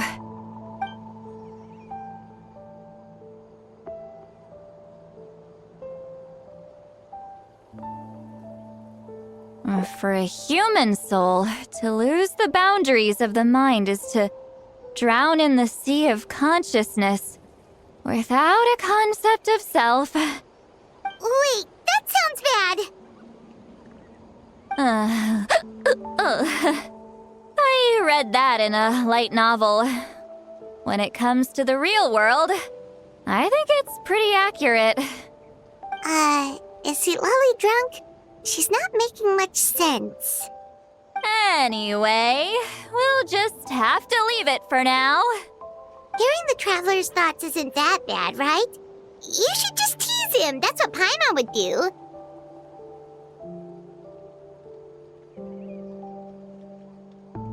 It's just... I'm not good at this. I'm not used to being close to people. Sorry, I said we could be friends, but I guess I'm not ready. I'm used to being Granny Eatsley. Someone intimidating, someone people are scared to approach. I don't have to deal with people that way. Yeah, Paimon's been wondering. Why do you insist on living so far away? You could easily become a leader of your tribe, someone everyone loves and respects. When you live as long as me, a person is like a flower. The color draws you in. You water it to see it bloom. It rewards you with its fragrance, but it doesn't last. With the passing of the seasons, everything withers away. You can try to water it, but it will never bloom again. Even if the same plot of soil is covered in flowers the following year, the one you remember won't be there. That's just how it is. Most of the people in my life will be gone one day, just like a flower. Getting close means losing friend after friend for hundreds of years, until the weight of their memories crushes my soul. If people don't care about me, then I don't have to care about them. It's better if the people in my memories are nothing more than fleeting strangers. Sweet Lolly.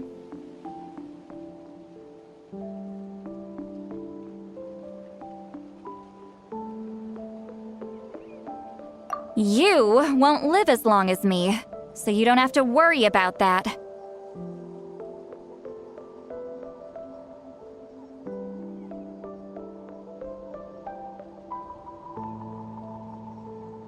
Really? Then you should understand. Nearly everyone you know will be gone one day.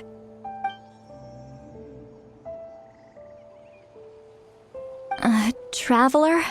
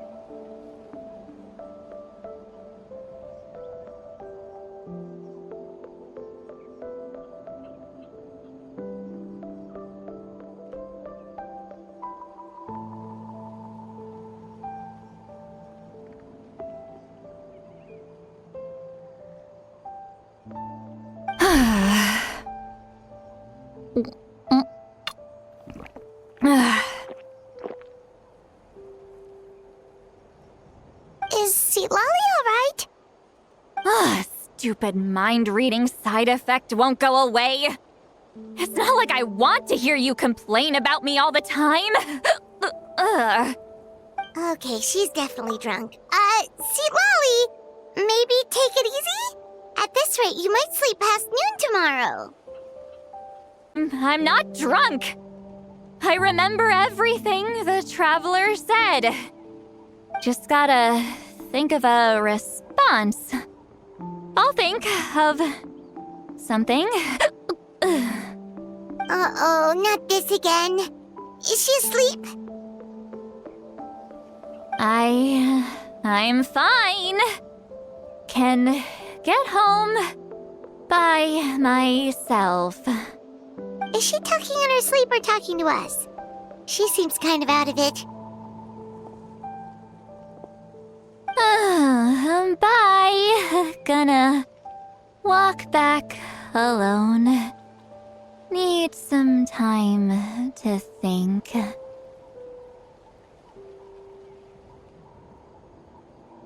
right.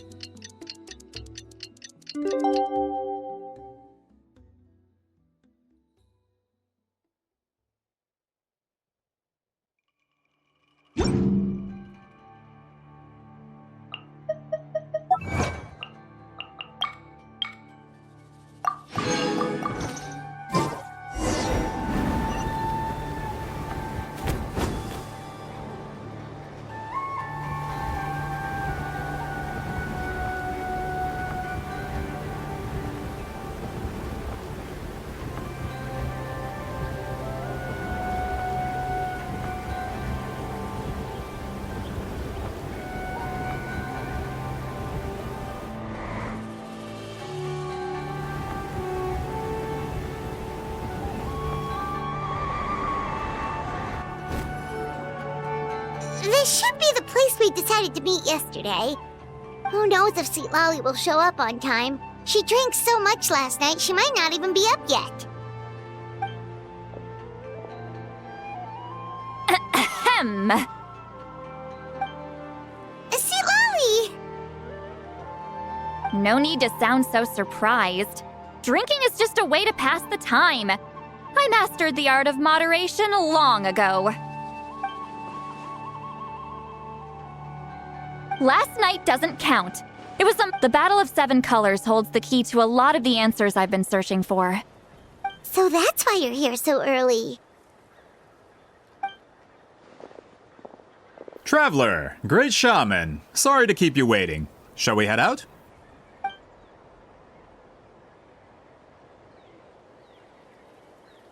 Just follow me. I'll confirm the location myself. Of course.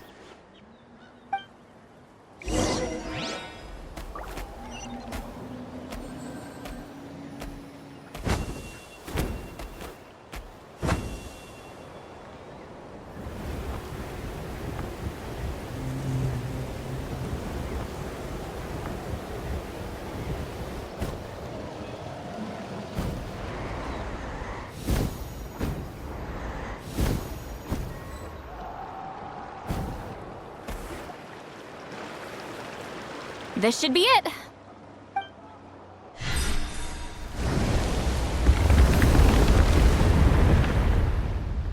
So the battlefield is inside this place. That could explain a lot of our academic questions. Don't lose focus. Once we get to the actual site of the battle, all the evidence needed for publication will be at our fingertips. Everyone ready?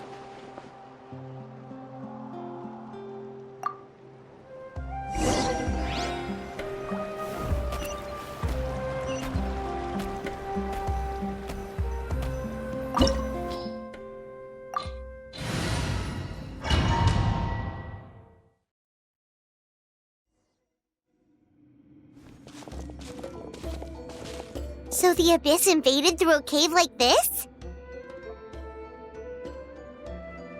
When the Abyss first began to corrode the ley lines, they took every opening they could get. All the items here should be useful for our research. You're not to touch a single one without my nod of approval. I don't support invasive excavation techniques either. Ah, of course. I'll defer to the experts on this matter. Well, shall we continue?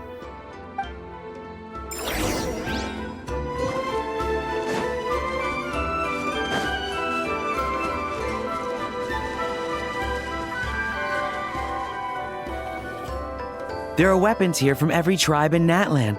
The battle must have encompassed the entire nation. Sounds like we're getting closer to what the legend describes. But all we can really say is that a battle took place here. There's still no evidence of any colors or some elaborate maze. Wow, you're really invested in the Battle of Seven Colors. Well, it's the reason I came to Natlan in the first place. Grudok, send some of your men to search the area. We might miss something all grouped together like this. I'd like to cover all our bases.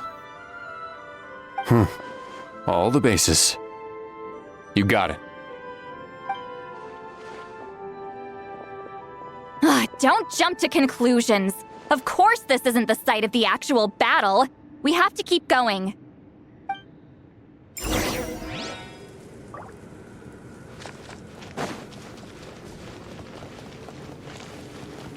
This wall is in our way! I might have an idea.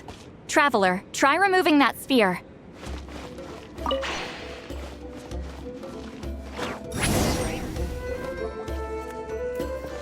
Whoa, we passed straight through! What was that? Some kind of color magic?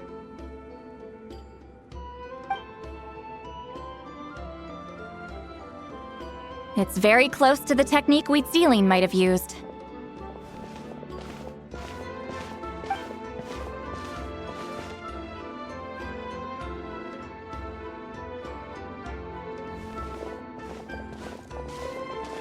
That's it? Doesn't quite compare to the scale described in the legend. Still, what a terrific archaeological find! Enough chit-chat. We should keep going. The deeper we go, the more we'll find.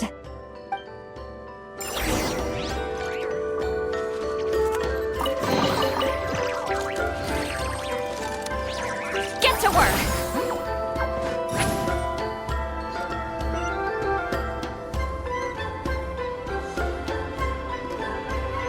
Incoming!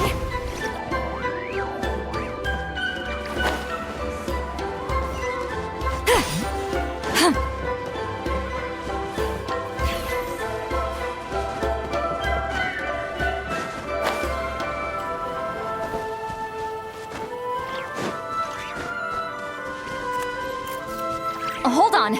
If we step here, we might fall through. You mean there are traps in here? Remember how we were able to pass through the wall just now?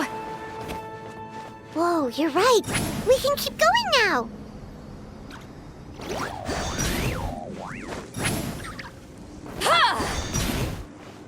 Take me up!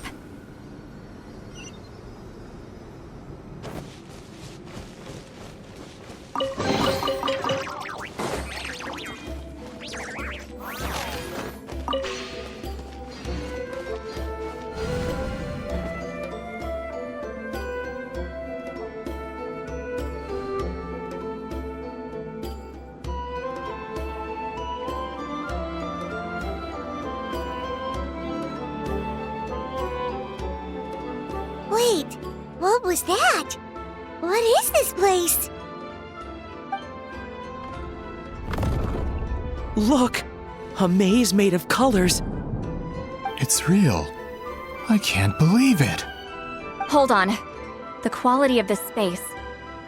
This isn't reality. It's a realm of memory. Huh? No. This is a space constructed using memories as a medium. The principle is similar, but the two are not the same. Correct?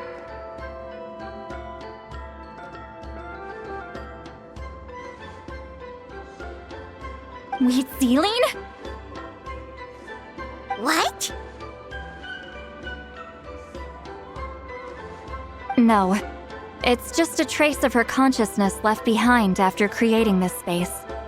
Friends, this is my question to you. What is our strongest weapon against the Abyss? In my opinion, it's memory. After all, is it not after losing the capacity for memory, love, and compassion that our enemies fell to the Abyss? That is why, with our memories, we possess a power the Abyss cannot hope to match. I have discovered the perfect medium for us to wield that weapon.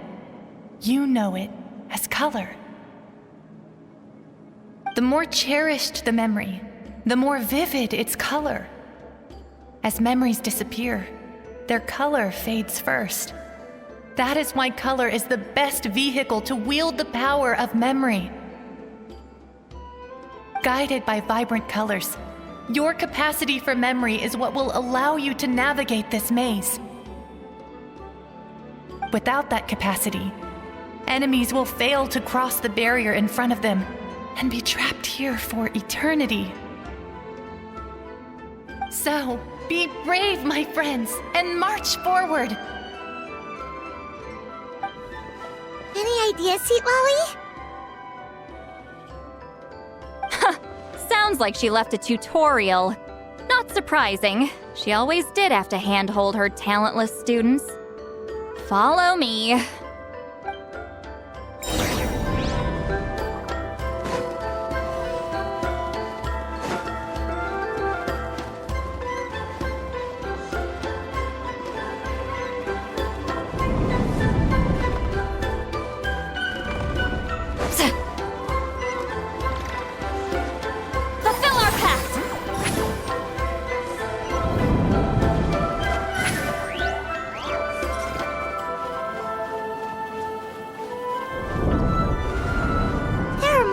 Here too?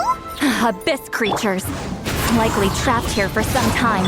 Looks like a few monsters made it out of the battle all those years ago.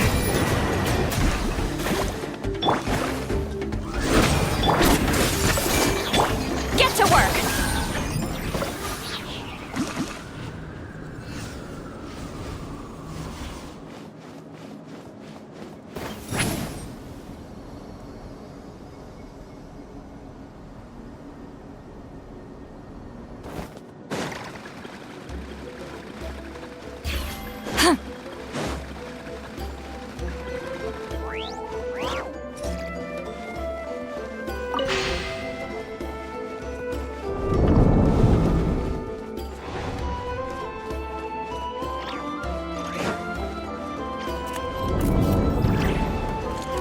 What's with these color-changing blocks?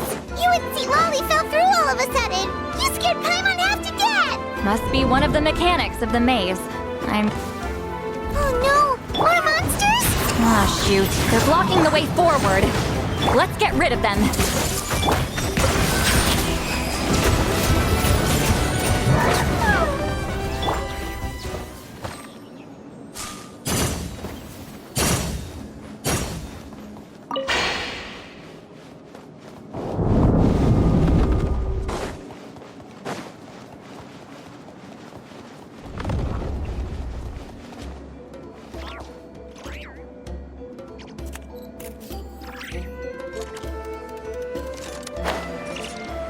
This place is so pretty.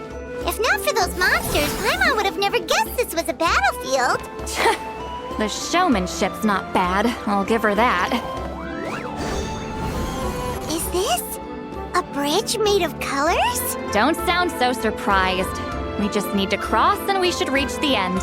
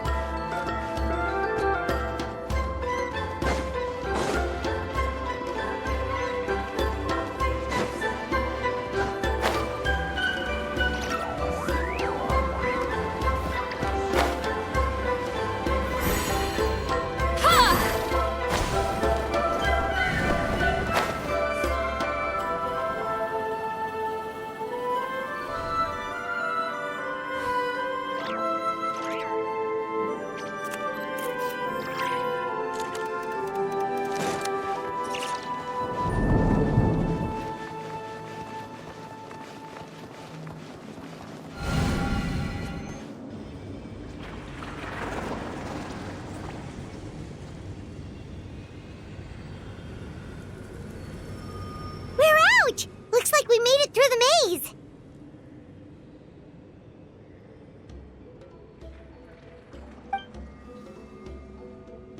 Hold on. This is... Whoa, so pretty! The thing inside the sphere looks exactly like the maze! It's like a miniature blueprint made from a special dye. That color. The dye was modified using a secret technique to harness the power of memories and create mazes like the one we just witnessed. Without that power, it's just a normal dye. But the color it produces is still quite rare. I would say this is the most direct evidence that the Battle of Seven Colors actually took place.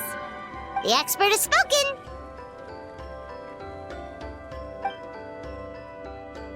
Perhaps I could take a closer look? It's an important piece of physical evidence, after all. No, you may not.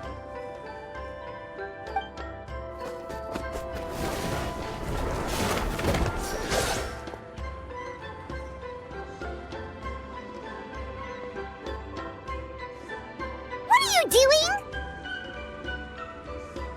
You noticed my signal. Not bad, Traveler. We make a good team. Huh. So, you've been watching me. A self-proclaimed book merchant who's never heard of Shogun Almighty reborn as Raiden with unlimited power? Please, that work was a commercial success across Tevat. I knew you were fishy, but I didn't expect you to pull something like this. Monsieur Montluçon, we just need a few pictures for our research, not the artifact itself. What if it gets damaged or destroyed? Shut it! I couldn't care less about preserving this piece of trash. I would destroy it right now if I could. But then there would be no evidence to prove the battle took place. What if that was my goal all along? What? Huh. Pretending to be a book merchant, pretending to promote the history of Natlan and its heroes, was the only way to get information out of the people in this tribe. But, make no mistake, I'm no lowly merchant. I am the future owner of the largest printing company in all of Tevat. But the dye in that sphere ruined all my plans before they could even get off the ground. We've received a report that your advertisement in the paper makes false claims. Fontaine Law demands it be taken down immediately. False claims? The dye I advertised is an unprecedented innovation. It produces colors of unmatched radiance. Unfortunately, its qualities are neither unprecedented nor unmatched. According to the lady who made the report, she saw a woven scroll in Natlan made with a similar dye.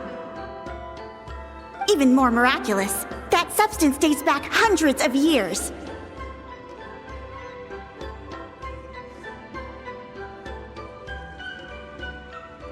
How? Creating this dye is the culmination of my entire life's work. You're telling me I'm hundreds of years too late?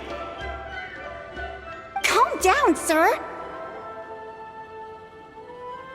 Sorry, it's just... I know this product will be a hit. The economic boost to Fontaine will be huge. We just need to advertise it as written. Fontaine's publishing industry is one of the best in the world. All we need to do is publish something in the paper, and all of Tevat will think it was our invention first. We don't need to worry about more reports. Fontaine is far more advanced than Natlan. No one will believe such an innovative product could come from a place like that. That goes against all of Fontaine's advertisement regulations. We can't do that. What if I give you a portion of the profits? All you have to do is let the advertisement stay. You're trying to bribe me? Careful. I'm dangerously close to reporting this to Monsieur Novelette.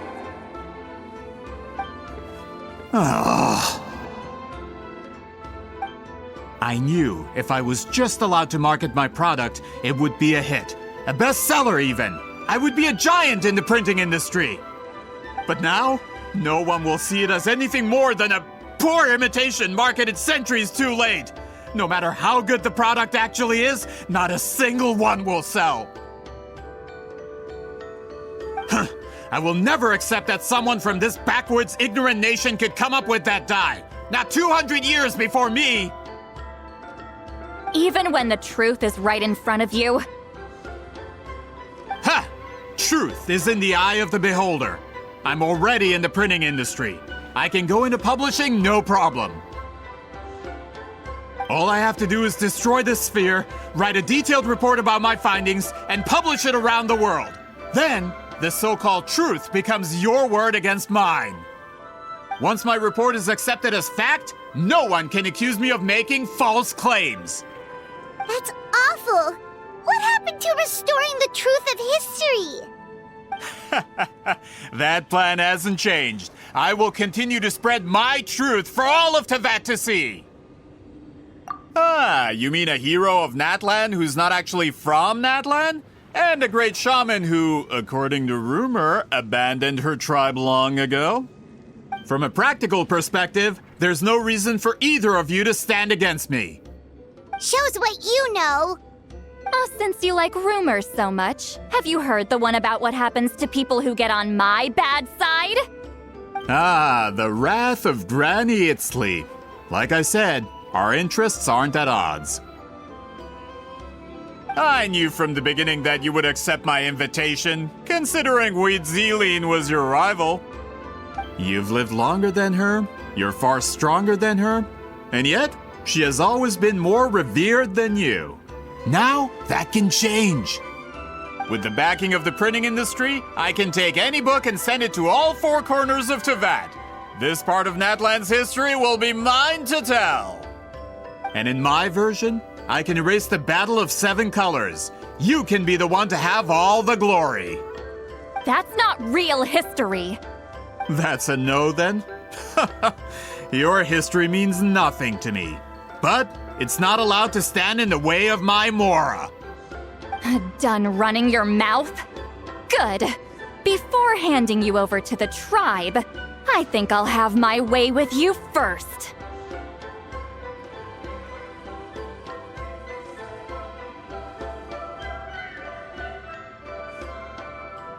If this comes to a fight, per my contract, you're gonna have to go through me.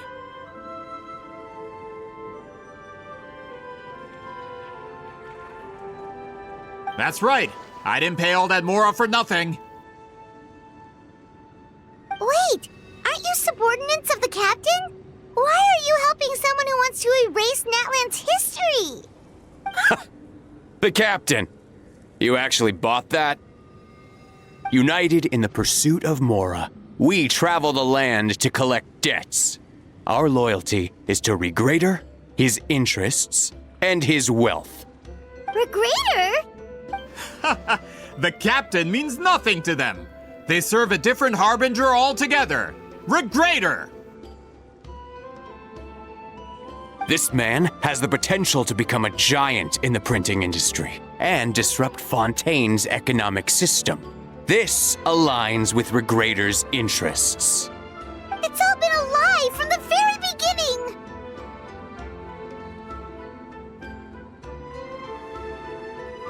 I don't care who you serve. When it comes to punishment, I don't discriminate.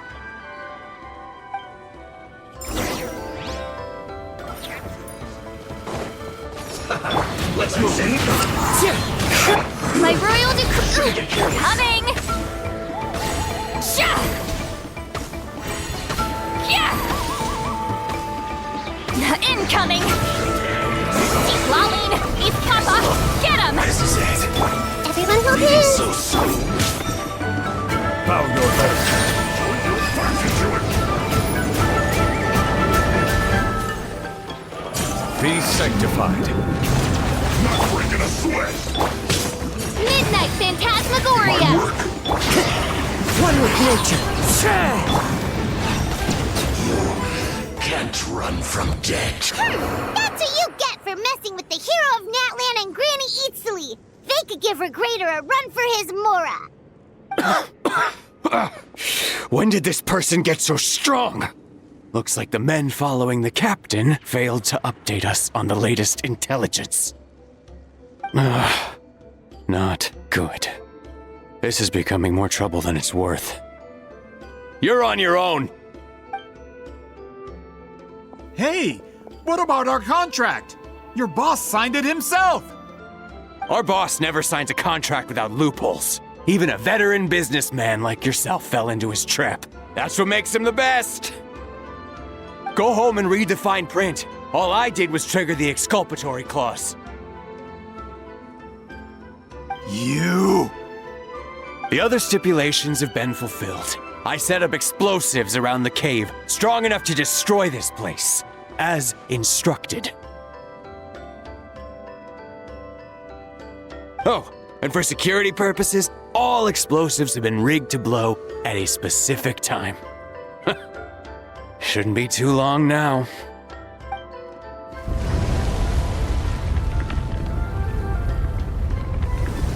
What? This whole place is gonna collapse?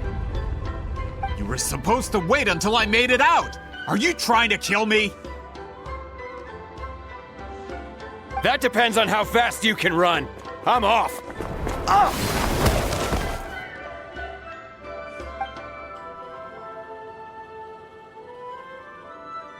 You think you can just waltz out of here? Traveler, stop them, and then we'll make a break for it.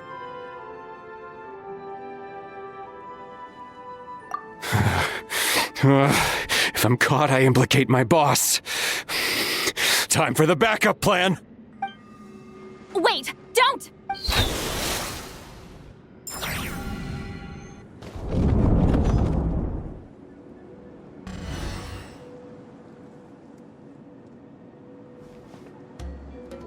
Where are we? Back in the maze? Our surroundings look different, though. What did that Fatui guy do?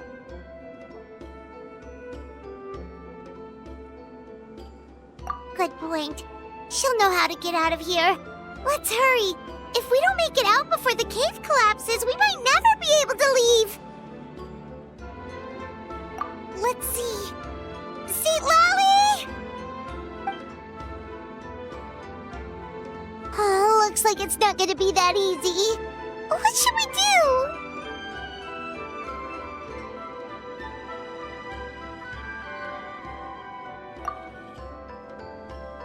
The special color?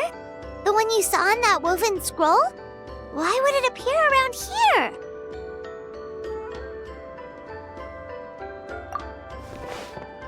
You're right. Lead the way, traveler.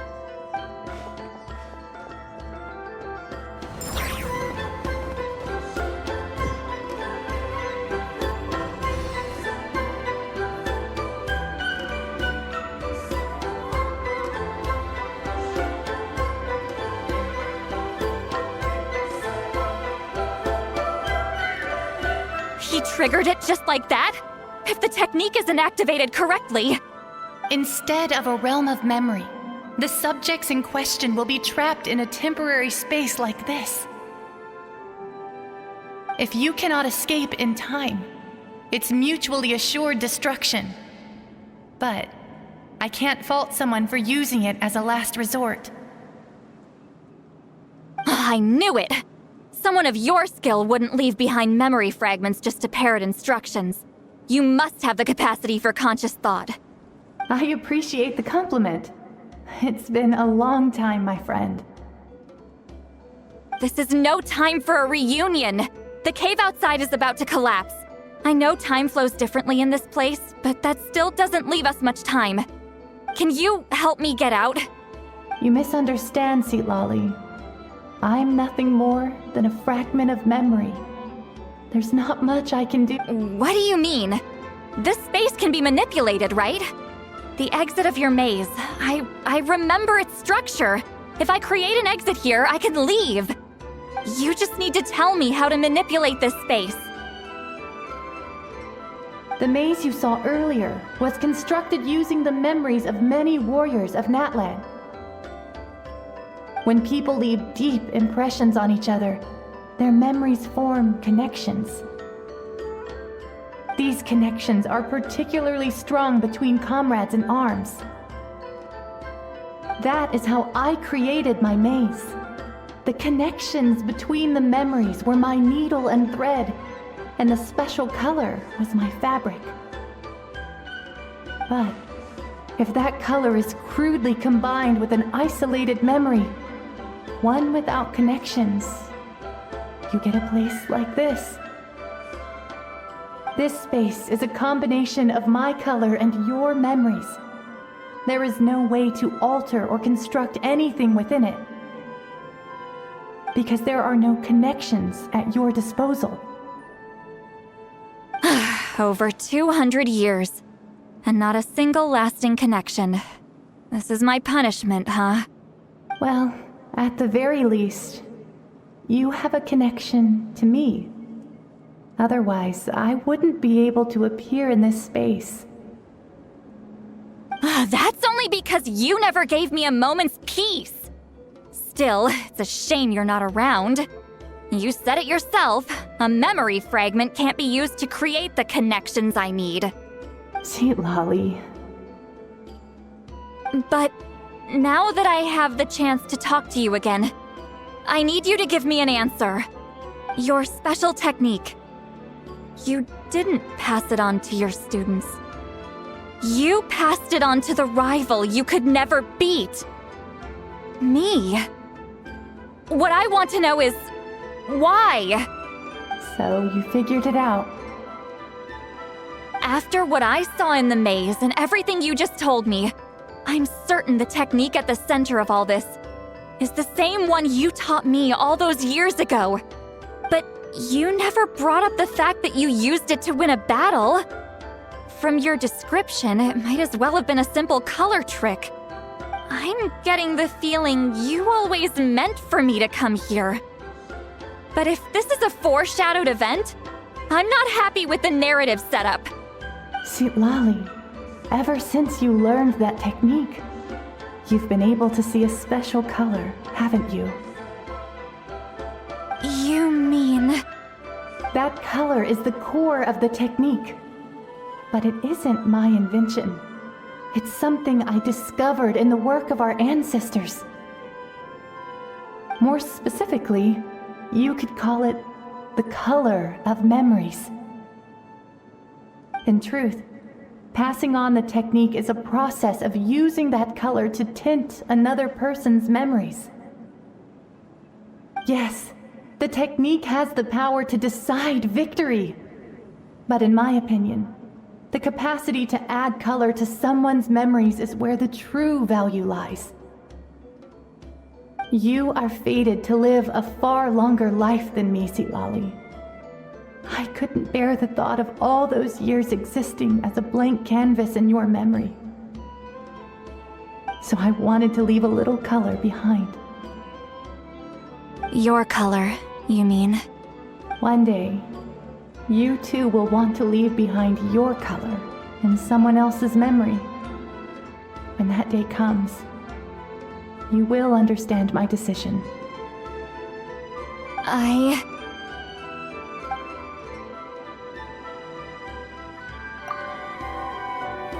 have to get out of here. That's the only way to rescue them.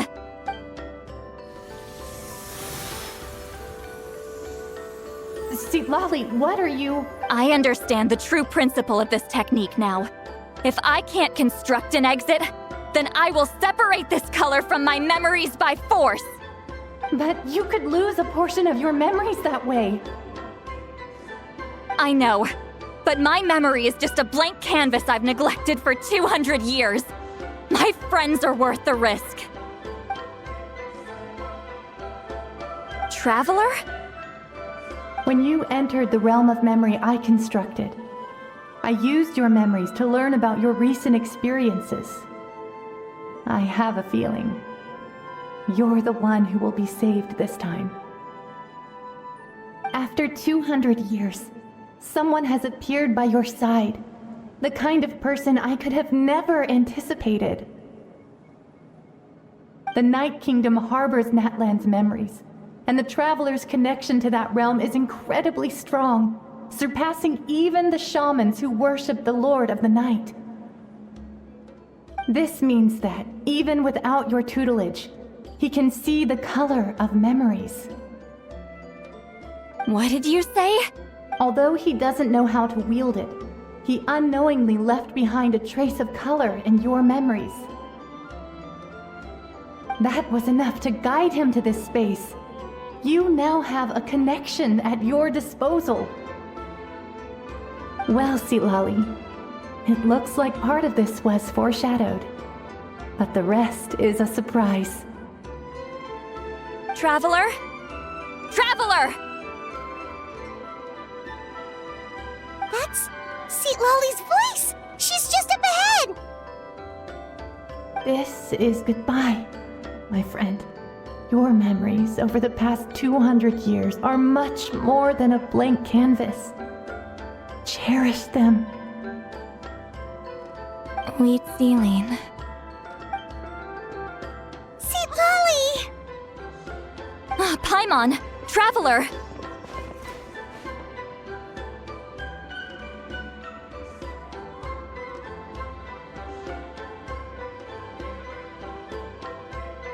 Hold my hand.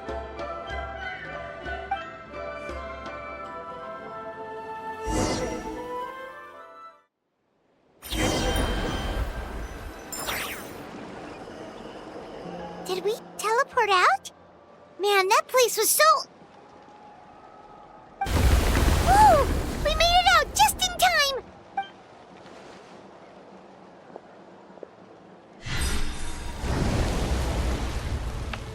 Wonder what happened to the Fatui guy and the others. He was most likely trapped inside that space, just like us. The external structures supporting that space would have collapsed with the ruin. Unless he managed to escape, he would have been crushed. He still preferred that to being caught, huh? They were standing a bit further away, right? They probably weren't pulled into the space.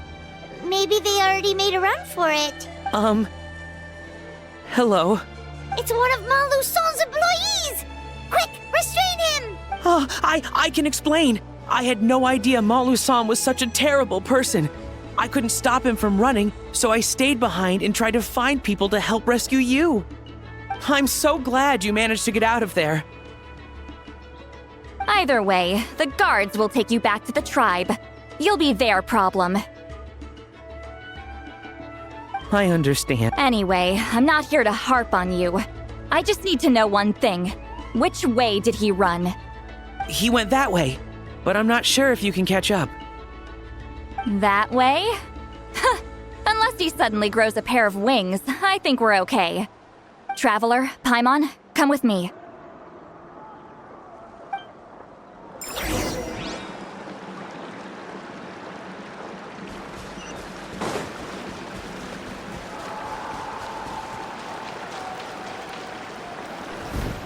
Hey, it's Elder Tlapo and a group of Ictomisaurs! They caught Molusol!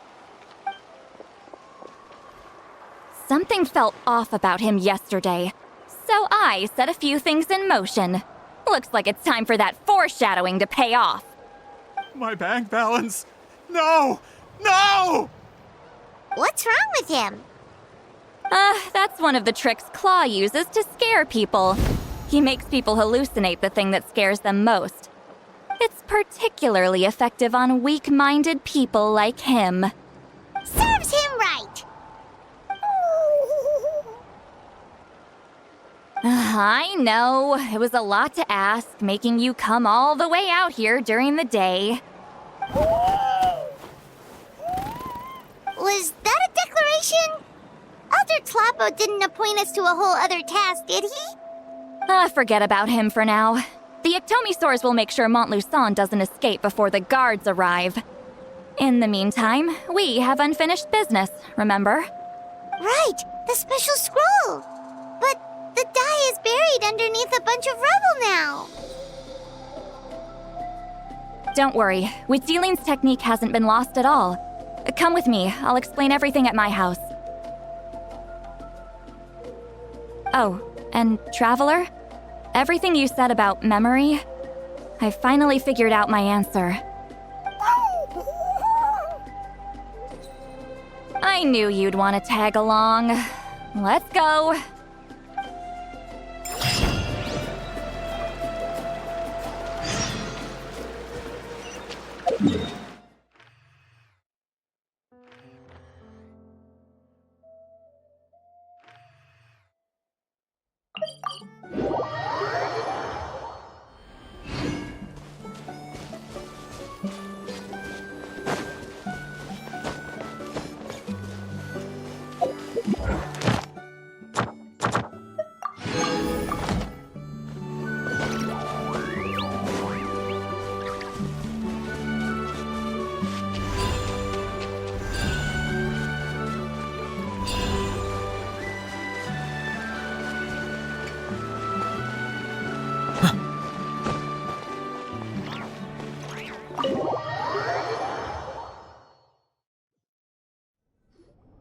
Now, when it comes to weaving the scroll itself, you don't actually need to lift a finger.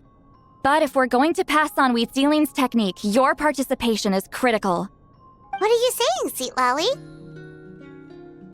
Follow me.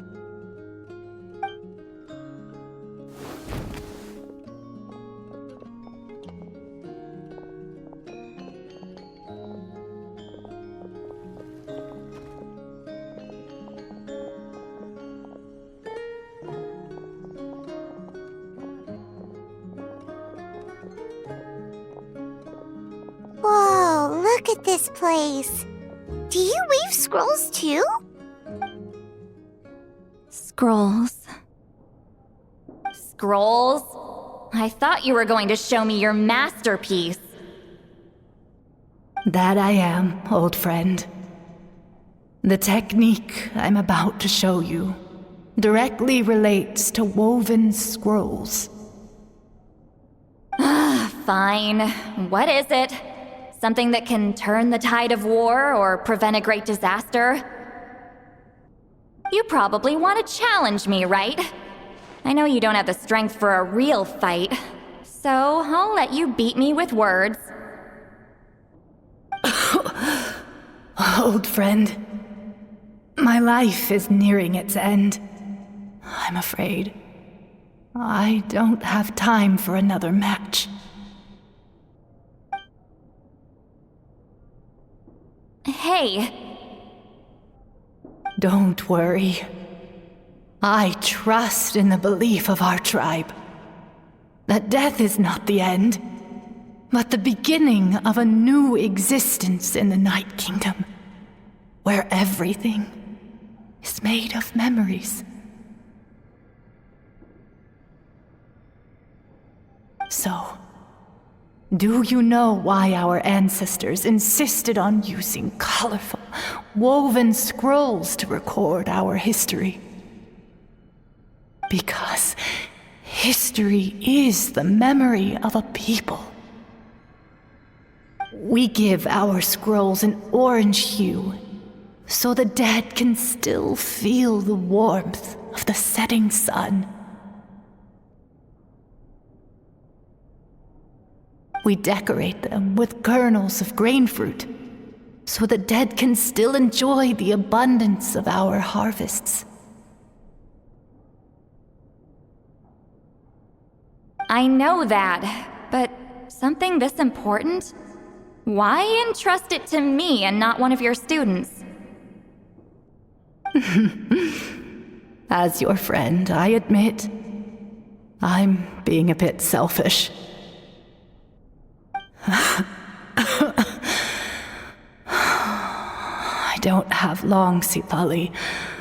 I'm not sure I can truly explain my decision. But I know you will understand one day. For now, will you accept my final request? Just this once. I understand now, Wheatzealing. Just like you said I would. Claw, help me move this outside. I'm going to color it.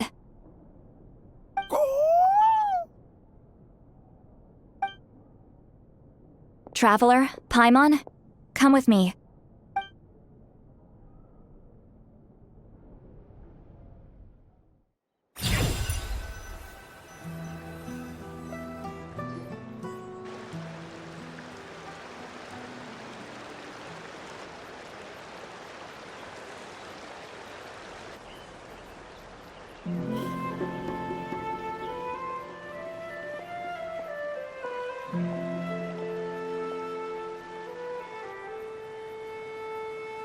We are like birds, soaring through the horizons of time. I linger between brushes of memory, seeking the color of my final journey.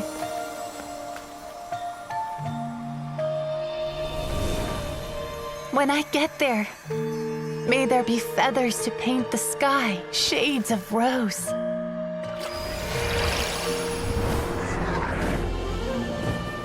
fields of green to beckon adventurous souls. And azure oceans with which to sail into the unknown. And volcanoes too, where, despite the danger, hidden treasure waits to be found. And graffiti art, of course.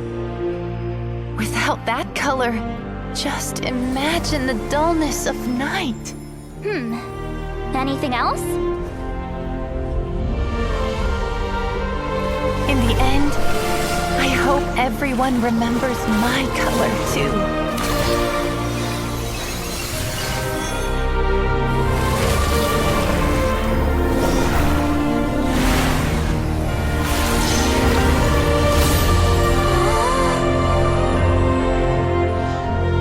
In the end, I hope everyone remembers your color too. All in all, it was just a technique for coloring a scroll.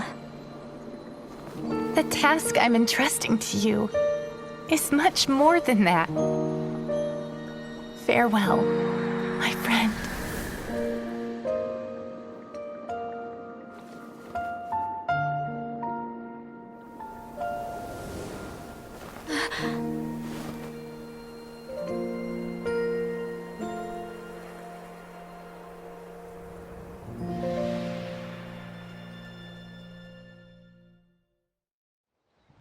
I knew you would understand.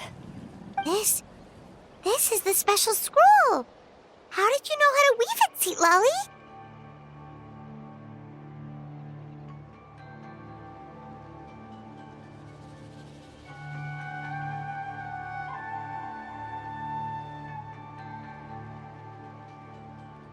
Hold on! You've lived for more than 200 years. You know how to weave the special scroll. That must mean... you're the one behind the gifts from the spirits!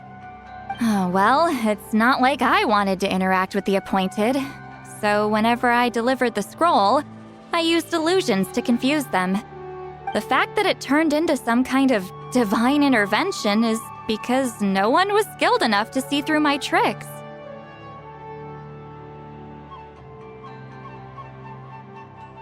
You've carried the duty alone for all these years? Even if you don't like interacting with people, why not teach someone else how to do it? Traveler, you can see the special color, right?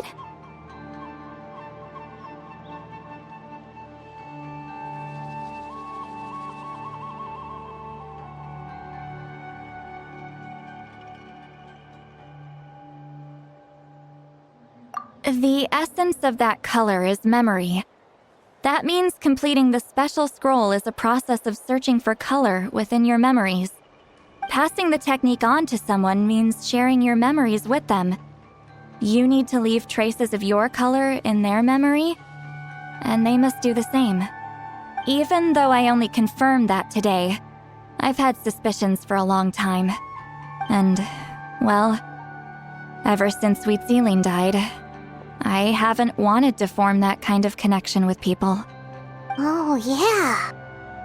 It was her final wish, so I kind of resigned myself to taking on the burden forever. After all, I have all the time in the world.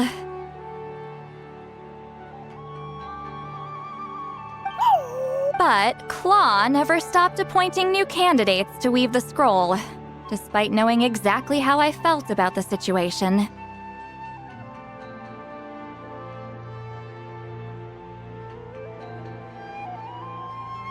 I knew exactly what he was doing. And yeah, if I ever did share my memories with someone, I guess that person would be a friend. But it never got to that point. This time, though, you win, Claw. Take this. I guess it's my response to what you told me the other night. What is it? If I had to choose my color, it would be the color of this handkerchief. Countless people exist in my memories, And I know one day that will be my fate, too. A memory living on in someone else's head. Since you have a long lifespan, you're the perfect candidate to bear this memory and carry my color in your mind. Just keep it safe. And you better not forget my color when I'm gone. Whoa. It's a little early to talk about death, don't you think? It's only been a few seconds since we made the friendship official. Isn't that what friends are for? Okay, this is a serious commitment. Well, Sweet Lolly, if the Traveler's going to leave their color in your mind too, it'll probably be gold, right? Actually, their mark is already there. Remember the mind reading effect I couldn't fix? Well, I finally got to the bottom of it. Sharing senses allows communication to occur between the consciousness of different people. Naturally, memories are also involved in that process. Although I didn't know it at the time, we both have the ability to see the color of memory, which means that when I shared my senses with you, a connection was created between our memories. And that connection is what caused my original spell to go haywire. So, you can hear the Traveler's thoughts because you left traces of color in each other's memories? And that's why the Traveler could hear your thoughts too, because it works both ways, right? Quick thinking, but only those trained in the mystic arts can maintain that level of connection. That's why I can still hear the Traveler's thoughts, but not the other way around. There's no need to worry, though. Now that I've figured out how it works, I'll get rid of it in no time. Oh. I lied. Hearing each other's thoughts actually depends on the strength of the connection between our memories. So, after everything we just went through, I bet you can hear me again. I knew it. Since the connection between our memories is already there, the only way to get rid of the effect is for one of us to forget about the other. Just messing with you. I'm a legendary shaman of my tribe. Now that I know the cause, of course I can figure out how to fix it. It'll probably take some time, though, so bear with me for now. Besides, I'm an open book. It's not like you're gonna hear anything embarrassing. Oh, unless I've had a few drinks.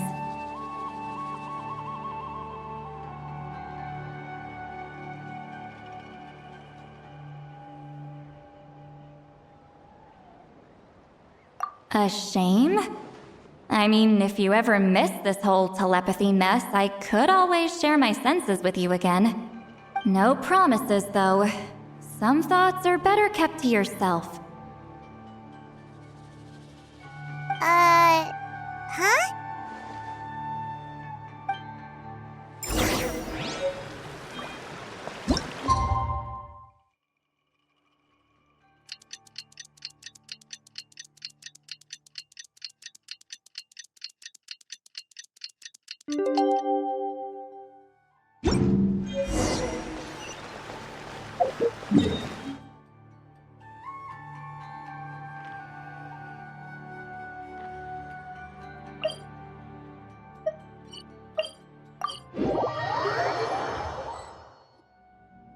Ah, you did it? Your investigation into the Battle of Seven Colors must have been fruitful indeed. I do hope you share what you learned. The scroll is finished already! Elder Talapo's wisdom is never wrong. Yeah, we should explain. Take it away, Traveler!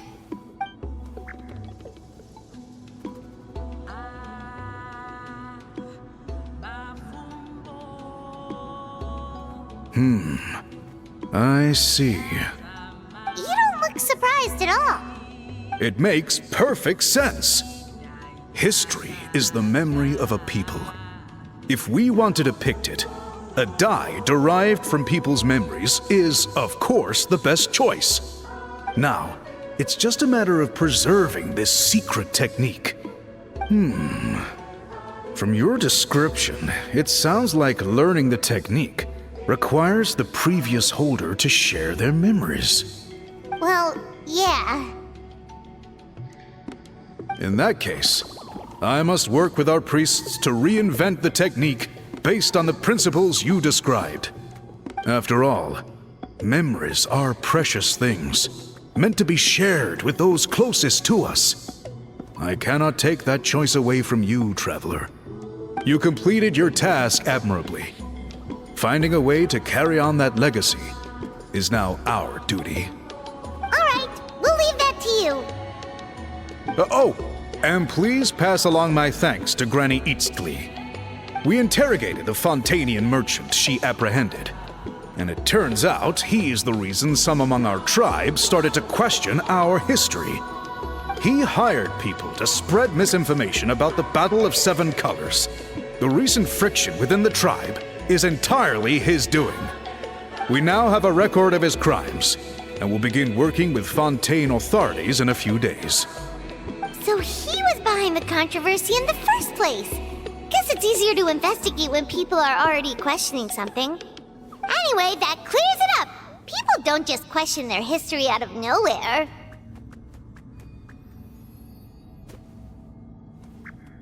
Until we meet again.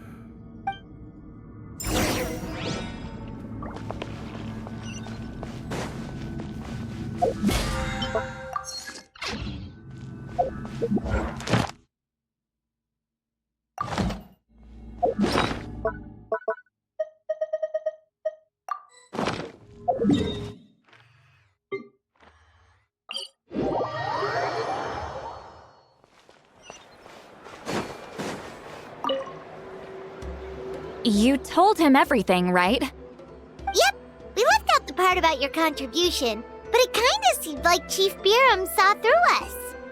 You could have just said it was a gift from the spirits. I guess he is different from the previous chiefs. But if he figures out it was me all these years, I'm in for a world of trouble. There you are! I've been looking everywhere for you. Oh, it's the other Fontanian researcher. He wasn't taken away with his boss? Please, call me Allier. After questioning, the tribe absolved me of any serious wrongdoing, so here I am. I'll be heading back to Fontaine soon. No employer means no funding, after all. But I wanted to finish my investigation first. I'd like to ask some questions about Huitzilin. I want people outside of Natland to hear her story, but my understanding still has some holes. Questions? Huh! Why should I let an Outlander tell our stories? Don't misunderstand. I have no intention of twisting your history or using it to make a profit. It's just honest curiosity, I assure you. I believe amazing stories deserve to be shared with the world.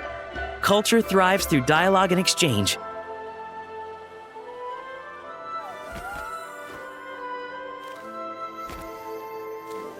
All right, you can ask your questions, but be quick. I have important plans after this. Important plans? Oh, thank you very much.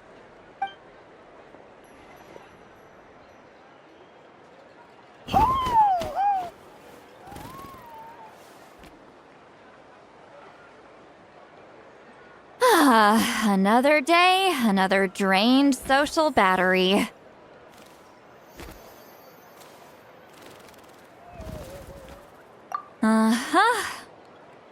Hold on. You owe me a pair of books. Oh, that! When it comes to light novels, your memory is like a steel trap, huh?